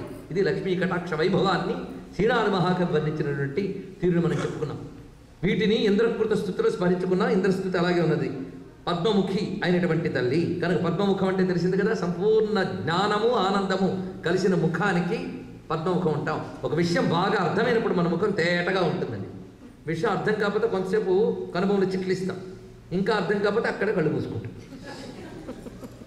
అది అర్థమైందనుకోండి వాళ్ళ కళ్ళల్లో ఒక వెలుగు, ఒక ఉత్సాహం, ఒక ఆనందం, ఒక రియాక్షన్ ఇన్ని ఉంటాయి. కానీ ముఖం పద్మంలో చక్కగా వికసించి లోపల ఉన్నవన్నీ బయట కనబడతాయి. లోపల ఉన్నది బయటకు కనబడితేనే పద్మం వికసించాలి. అంతే కదా, నీ హృదయంలో ఉన్నదంతా నీ ముఖంలో face is the index of mind అని చెప్పినట్లుగా నీ నిర్మలమైన ఆనందమైన హృదయ లక్షణం అంతా నీ ముఖంలో కనబడితే ఆ ముఖమే పద్మముఖం. అమ్మ ముఖం ఎప్పుడూ పద్మముఖమే. త్వం సిద్ధిస్త్వం స్వధా స్వాహ త్వం మాతర్లోకపావని సంధ్యా రాత్రి ప్రభాభూతి మేధా శ్రద్ధ సరస్వతి. లక్ష్మి అంటే ఏమిటో జాగ్రత్తగా చూడండి. ఇక్కడ అమ్మా నువ్వే సిద్ధి దేవతవి, నువ్వే స్వాహాదేవతవి, స్వధాదేవతవి. స్వాహా స్వధ అంటే తెలుసా? యజ్ఞాల్లో దేవతలకు ఆహుతులు ఇచ్చినప్పుడు స్వాహ అనాలి, పితృదేవతలకు స్వధ అనాలి. ఈ స్వాహ అనే మాట లేకపోతే దేవతలకు తిండి లేదు, స్వధ అనే మాట లేకపోతే పితృదేవతలకు తిండి లేదు. కనుక అమ్మ ధాన్యలక్ష్మిగా అన్నం పెట్టేది మనకే కాదు, స్వాహాస్వధ రూపాలతో దేవతలకి పితృదేవతలకు కూడా తిండి పెడుతోంది ఆవిడ. అన్నప్రదాయిని. లోకపావని సంధ్య రాత్రి ప్రభ భూతి మేధ శ్రద్ధ సరస్వతి ఇవన్నీ లక్ష్మీ రూపాలండి. సంధ్యలు ఉభయ సంధ్యలు కూడా లక్ష్మీ రూపములు. అందుకే సంధ్యాకాలాల్లో నిద్రపోకూడదు, ఆ సమయంలో సాధన చేసుకోవాలి, వారికి లక్ష్మీ అనుగ్రహం కలుగుతుంది. అలాగే రాత్రి, రాత్రి అంటే సుఖదాయిని. రాత్రి అందరికీ విశ్రాంతి రూపంలో అమ్మ అనుగ్రహిస్తుందిట. ప్రభ వెలుగు, వెలుగు అంటే ప్రభ అంటే పగలు, పగలు రాత్రి సంధ్యలు ఇవన్నీ అమ్మ యొక్క రూపములు. ఎలాగో అని మీరు ప్రశ్న వేయచ్చు, అవే లేకపోతే మనం బ్రతుకుంటుందా? ఎవడో సిస్టమ్ పెట్టినట్టు ఇంతసేపు పగలు ఇంతసేపు రాత్రి, ఇది సంధ్య అని ఎవరు ఏర్పాటు చేసే టైంని. అవే లేకపోతే మనం ఏమైపోవాళ్ళం? పని చేయించే పగలు ఎంత అవసరమో విశ్రాంతినిచ్చే రాత్రి అంత అవసరం. ఈ కాలరూపంగా ఆ వ్యవస్థ ఉన్నదే, ఆ కాలరూప శక్తి కూడా తల్లే. అందుకే మహాకాళి అన్నారు. నవదుర్గా మహాకాళీం అనే మాట ఉన్నదా లేదా? మహాకాళి అంటే ఏమిటో కాదండి, కాలమే కాళి. కాళి అనగానే భయపెట్టే రూపం అనుకుంటాం, కాలమే కాళి, కాలాన్నే కాళి అన్నాం మనం. కనుక ఆ స్వరూపం కూడా అమ్మవారే. యజ్ఞ విద్య మహావిద్య గుహ్య విద్యాత శోభనే. యజ్ఞ విద్య, యజ్ఞం, యజ్ఞ విద్యా స్వరూపిణి. మహావిద్య, మహావిద్య అంటే బ్రహ్మ విద్య. ఇక గుహ్య విద్య, గుహ్య విద్య అంటే రహస్య విద్యలు. రహస్య విద్యలు అంటే మెటీరియల్ సైన్సెస్ కానివి. మెటీరియల్ సైన్సెస్కి ప్రకట విద్యలు అని అంటారు. స్పిరిచువల్ అండ్ ఫిలసాఫికల్ అండ్ ధార్మిక్ సైన్సెస్కి గుహ్య విద్యలు అంటారు. ఇది తెలుసుకోండి. దేవతల గురించి, ధర్మం గురించి, ఆత్మజ్ఞానం గురించి చెప్పే శాస్త్రముల పేరు గుహ్య విద్య. అందుకే భగవద్గీత పూర్తయ్యాక ఇదం గుహ్యతమం శాస్త్రం అనే మాట ఉన్నది. కనుక ఆ విద్యను కూడా అమ్మ యొక్క రూపములే. యజ్ఞ విద్య మహావిద్య గుహ్య విద్యాత శోభనే ఆత్మవిద్యాత దేవిత్వం విముక్తి ఫలదాయిని. కనుక లక్ష్మీ అనుగ్రహం ఉంటేనే ఆత్మజ్ఞానం కూడా లభిస్తున్నది. అంతేకాదు లోకంలో ఉన్న రకరకాల రాజనీతులు, అన్వీక్షకి త్రయీ వార్త దండనీతి స్తమేవచ, మనకు పూర్వకాలంలో ఉండే విద్యలండి ఇవి. ఇప్పుడు ఎవరికి తెలియట్లేదు, ఉన్నాయని కూడా మనకు తెలియదు. కానీ పేర్లు మిగిలే పురాణాల్లో వాటి బట్టి ఒకప్పుడు ఉండేవని తెలియాలి. అన్వీక్షకి త్రయీ వార్త. వార్త అంటే జీవిక, వార్త అంటే న్యూస్ అని కాదు, వార్త అంటే జీవిక. ఒక వ్యక్తి జీవించే తీరుని వార్త అంటారు, అలాగే నడిచే తీరు. అందుకు లోకం నడిచే తీరుని వార్త అనుకున్న తప్పేం లేదు. కానీ ఒక వ్యక్తి నడిచే తీరు, ఆ తీరు ఏందో అది లక్ష్మీదేవి యొక్క స్వరూపము, జీవిక అని అర్థంలో వాడబడుతున్నది. ఇంకా అన్వీక్షకి దండనీతి ఇవి రాజనీతి శాస్త్రాలు. గూఢచార వ్యవస్థ, ధర్మాధర్మాలను తెలుసుకోగలిగే నాలెడ్జ్, ఏది తప్పు ఏది ఒప్పు తెలుసుకునే వివేకం, ఇవన్నీ కూడా లక్ష్మీ స్వరూపాలే. అలాగే దండనీతి, ఎవరిని ఎలా దండించాలి అనే రాజనీతి కూడా అమ్మ యొక్క స్వరూపమే. రాజ్యలక్ష్మిగా రాజనీతి రూపంలో ఉన్నటువంటి దాతల్లే. సౌమ్యా సౌమ్యై జగద్రూపై త్వయేతద్దేవి పూరితం. ఈ ప్రపంచమంతా నీ యొక్క సౌమ్య అసౌమ్య రూపాలతో నిండిపోయిందమ్మా అన్నారు. ప్రపంచంలో సౌమ్యము అసౌమ్యము అని రెండు ఉంటాయి. రెండిట్లో ఏది ఉంటే బాగుంటుంది చెప్పండి? రెండూ ఉండాలి. సూర్యుడు లేకపోతే మనకు తోచదు, ఆయన బాగా ఉండాలి. కానీ మహాప్రతాపంగా ఉంటే అప్పుడు తట్టుకోలేం. అప్పుడు వర్షం పడితే బాగుండండి అంటాం. వర్షం పడింది, ఆహా సౌమ్యంగా ఉంది. ఆ వర్షం అలా కురుస్తూనే ఉంది రోజులు తరబడి. 3 రోజులు భరించారు, 4 రోజులు ఎదవానని తిట్టారు. అవునా లేదా? అప్పుడు సౌమ్యం అయిపోయింది. నువ్వు తిడితే పోవడానికి, నువ్వు పిలిస్తే రావడానికి అదేమి నువ్వు అపాయింట్ చేసిన శక్తి అది. ప్రపంచంలో సౌమ్యాలు రెండు ఉంటాయి. ఒకే ప్రకృతిలో రెండు ఉన్నాయి. ఒకే సూర్యుడు 2 రూపాయలు. గాలి చక్కగా వీస్తే సౌమ్యం, గట్టిగా వీస్తే అసౌమ్యం. ఈ 2 రూపాయలు అమ్మవే అని తెలుసుకున్నారనుకోండి, ఈ 2 రూపాయలు మిమ్మల్ని కాపాడుతాయి. ఇది తెలుసుకోండి. సౌమ్యాలు ప్రపంచంలో ఉండాలి, ఉండనియండి. నన్ను మాత్రం ఈ 2 అనుకూలిస్తే చాలు. సూర్యుడు ఇంత తీవ్రంగా మండితేనే అక్కడ ఎన్నో పంటలు పండుతాయి, వర్షాలు వస్తాయి. సూర్యకాంతి లేని చోట పంటలు ఉండవు, తెలుసా? కొన్ని చోట్ల అలా ఉండాలి అంతే. కనుక సౌమ్యము అసౌమ్యం ఉంటే ఉండని, నన్ను రక్షిస్తే చాలు. అందుకే 2 రూపాయలకి నమస్కారం చేయాలండి. ఏదో సౌమ్యం ఒక్కటే కాదు. ఎప్పుడు అలా చల్లగా ఉంటే జలుబు చేసి నానా రోగాలు వస్తాయి. దానికోసం వార్మర్లు, హీటర్లు తెచ్చుకుంటున్నావా లేదా? కనుక అన్నీ అమ్మ యొక్క రూపాలను ఒక్క జ్ఞానం అంటే చాలు. సౌమ్యై జగద్రూపై త్వయేతద్దేవి పూరితం. ఈ జగత్తులో నీ యొక్క సౌమ్య రూపములే నిండి ఉన్నాయి తల్లి. కాత్యన్యా త్వామృతే దేవి సర్వయజ్ఞమయం వపుః అధ్యాస్తే దేవదేవశ్చ యోగచింత్యం గదాభృత. నువ్వు తప్ప ఇంకెవరమ్మా విష్ణువు యొక్క వక్షస్థలంలో కూర్చొని ఆయన్ని ఆశ్రయించగలిగే శక్తి? ఆయన దగ్గరికి వెళ్ళాలంటే అంత ఉండాలి. కనుక నువ్వొక్కదానివే తగిన దానివి తల్లి. త్వయాదేవి పరిత్యక్తం సకలం భువనత్రయం భవచ్చేతన్మహాభాగే నిత్యం తద్వీక్షణానున వినష్టప్రాయమభత్వయేదానీం సమేధితం. నువ్వు గాని లేకపోతే ప్రపంచమంతా చచ్చిన దానితో సమానము అన్నాడు. త్వయా వినా జగత్సర్వం మృతతుల్యంచ నిష్ఫలం. లక్ష్మీదేవి అనుగ్రహం లేకపోతే ప్రపంచమంతా మృతప్రాయమే. కనుక అమృతమే తల్లి, చైతన్యమే తల్లి. ఆ చైతన్యం లేకపోతే ఏమవుతుందండి? అంతా మృతప్రాయమే. నీ అనుగ్రహం ఉంటేనే దారా పుత్రాస్తధాగార సుహృద్ధాన్య ధనాధికం భవచ్చేతన్మహాభాగే నిత్యం త్వద్వీక్షణ నృణాం. అమ్మ అనుగ్రహం ఉంటే భార్య అంటే మంచి అనుకూలవతి అయిన భార్య. మంచి భార్య దొరకాలన్నా భగవంతుడు సాధన చేయాలట. భగవంతుడు అనుగ్రహం లేనిది భార్య దొరకదు. అందుకే భార్య కావాలన్న మంత్రం ఒకటి ఉందండి. పెళ్లి కాని వాళ్ళు తెలుసుకోవచ్చు, పెళ్ళైన వాళ్ళు తెలుసుకోవచ్చు. భార్య అలా అనుకూలంగా ఉండాలి, దానికి పనికొస్తుంది, బుద్ధిని మార్చుతుంది. అందుకు పత్నీం మనోరమాం దేవి మనోవృత్తానుసారిణీం తారిణీం దుర్గ సంసార సాగరస్య కులోద్భవాం అన్నారు. నాకు మనస్సుకు అనుకూలమై ధర్మంకి సహకరిస్తూ మోక్షానికి పనికొచ్చే భార్యని అడిగారు. అంతేగాని వీడు పొద్దున్న జపం చేద్దానికి వచ్చి మొదలెట్టారు జపం అన్నాదనుకోండి, అట్లాంటి ఆవిడ దొరికితే వీడు ఏం సాధన చేయగలడు చెప్పండి? కనుక మన భారతదేశంలో భార్యకి ధర్మపత్ని అని పేరు.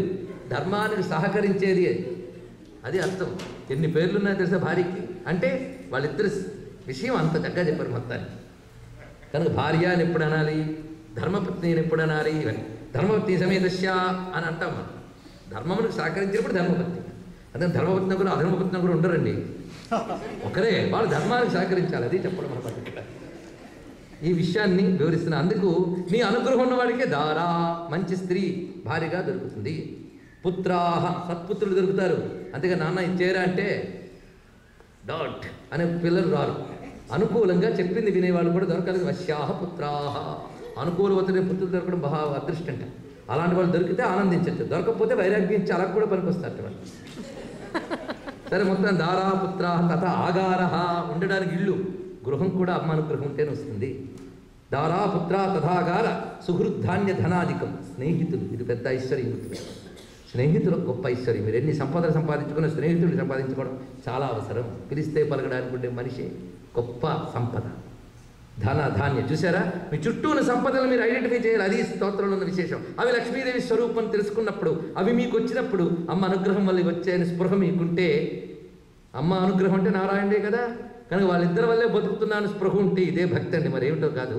ఎవరి వల్ల బతుకుతున్నామో అది తెలిసి బతకడమే భక్తి, మరేమిటో కాదు. భక్తి అంటే ఎక్కడి నుంచి కొత్తగా వచ్చేదా? కృతజ్ఞతే భక్తి. ఎవరి వల్ల బతుకుతున్నా వాళ్ళు తెలుసుకోలేకపోతే కృతజ్ఞత కాదండి. అందుకు ఆ విషయాన్ని ఇక్కడ ఏవేవి అమ్మ రూపాలు చెప్తున్న సుహృద్ధాన్య ధనాధికం భవత్యేతన్ మహాభాగే నిత్యం తద్వీక్షణాన్ నృణాం. శరీరారోగ్యం, ఐశ్వర్యం, అరిపక్షక్షయ.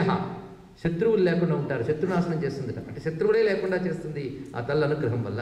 శత్రువులు అంటే ప్రతికూలతలు, ఇది గుర్తుపెట్టుకోండి. ఎక్కడికైనా ఏదో ప్రతికూలం వస్తుంది శత్రువు.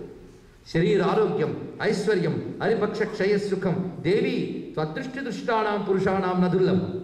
నీ చూపు పడిన వాడికి ఇవి తప్పకుండా లభిస్తాయి, వాడికి అసాధ్యం కాదు. త్వమ్మాత సర్వలోకానాం దేవదేవో హరిపిత. ఇది అనుకుంటే చాలు. అందరికీ తల్లివి నువ్వు, అందరికీ తండ్రి ఆయన. ఈ భావం ఉన్నవాడికి తల్లిదండ్రుల దగ్గర ఉన్నటువంటి పిల్లలు ఎంత హాయిగా ఉంటారో అలా ఉంటాడు. చిన్నపిల్లలకి ఏమి సంపాదించుకోవాలని టెన్షన్ ఉంటుందో అదంతా తల్లిదండ్రులు చూసుకుంటారు. కనుక లక్ష్మీనారాయణలే తల్లిదండ్రులే తన ధర్మం తాను చేసుకునేవాడు ప్రపంచంలో హాయిగా ఉంటాడట. ఈ మాట అన్నమయ్య అన్నాడు. పుట్టుభోగులము మేము భువి హరిదాసులము నట్టనడిమి దొరలు నాకీయవలెనా అన్నాడండి మహానుభావుడు. వాళ్ళకి ఆ ధైర్యం అక్కడి నుంచి వచ్చింది. కాస్త ఐశ్వర్యం పెట్టుకున్న వాళ్ళ కాళ్ళు పట్టడం కాదు, లక్ష్మీపతిని పట్టుకున్నారు కనుక ఆ ధైర్యం వచ్చింది వాళ్ళకి. అందుకే దుర్మార్గ చరాధముల దొరనీవన జాలనురా అన్నారు త్యాగరాజ స్వామి వారు. అంతే కదా, నరహరి కీర్తిన నానిన జిహ్వ ఊరులను తింపక నోపది జిహ్వ అన్నాడు కదా అన్నమయ్య. పోతన గారి ధైర్యం అదే. అల్ల కర్ణాటక కిరాట కీచకుల కమ్మ త్రిశుద్ధిగా నమ్ము భారతీయ నా ధైర్యం అదే. లక్ష్మీపతి పట్టుకున్నాడండి ఆయనకేమైంది? అను తమ్మాతా సర్వలోకానాం దేవదేవో హరిపిత త్వయేత విష్ణునా చాంబాతిక జ్యాప్తం చరాచరం.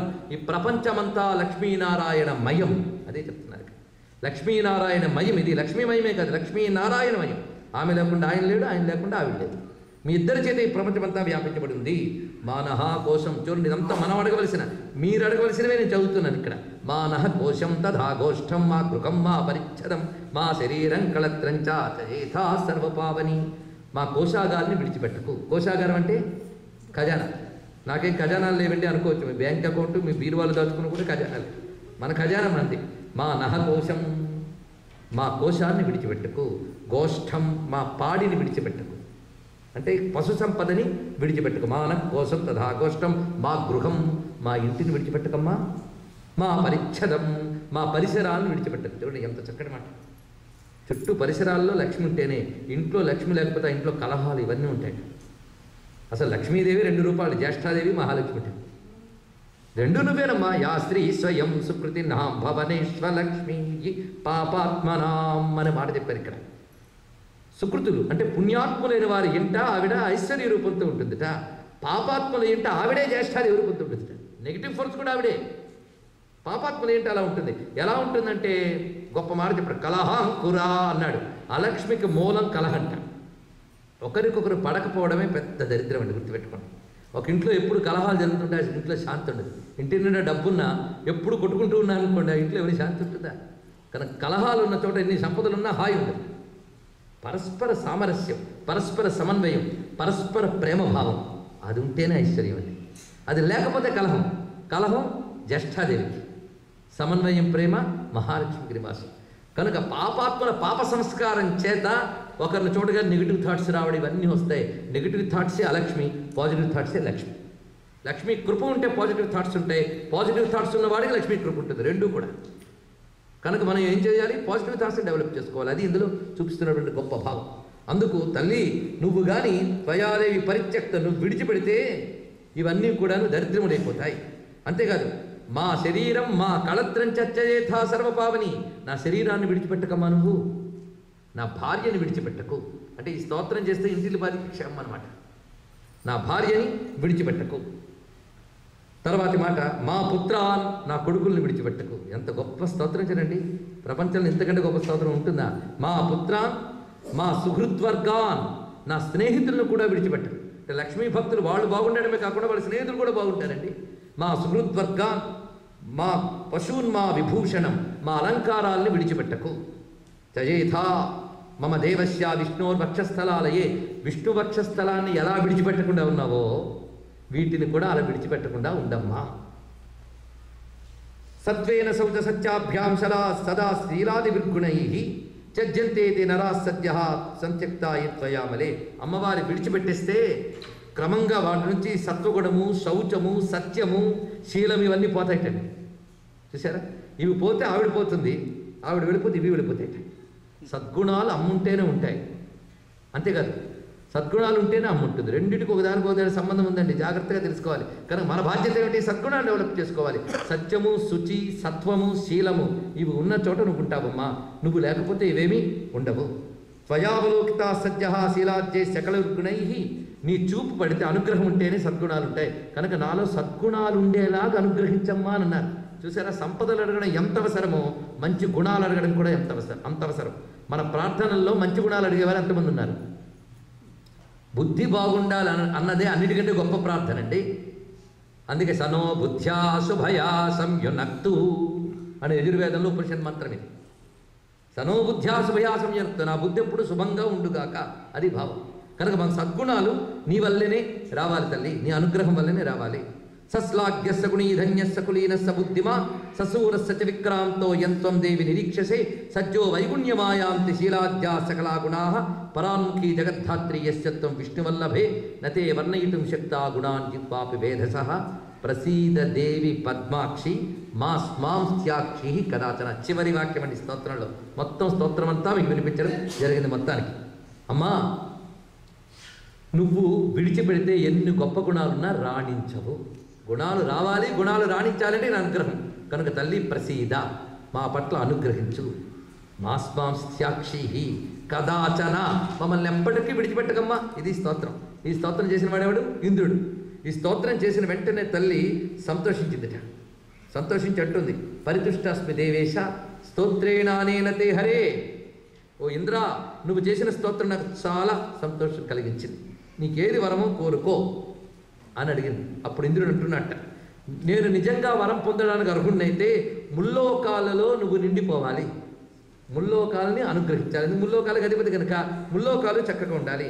రెండవ కోరిక ఏంటంటే, నేను ఇప్పుడు చేసిన స్తోత్రంతో ఎవరైనా నిన్ను స్తుతిస్తే వారిని విడిచిపెట్టకుండా నువ్వు అనుగ్రహించాలి. ఇది నా రెండవ కోరిక అని అడుగుతున్నాడు.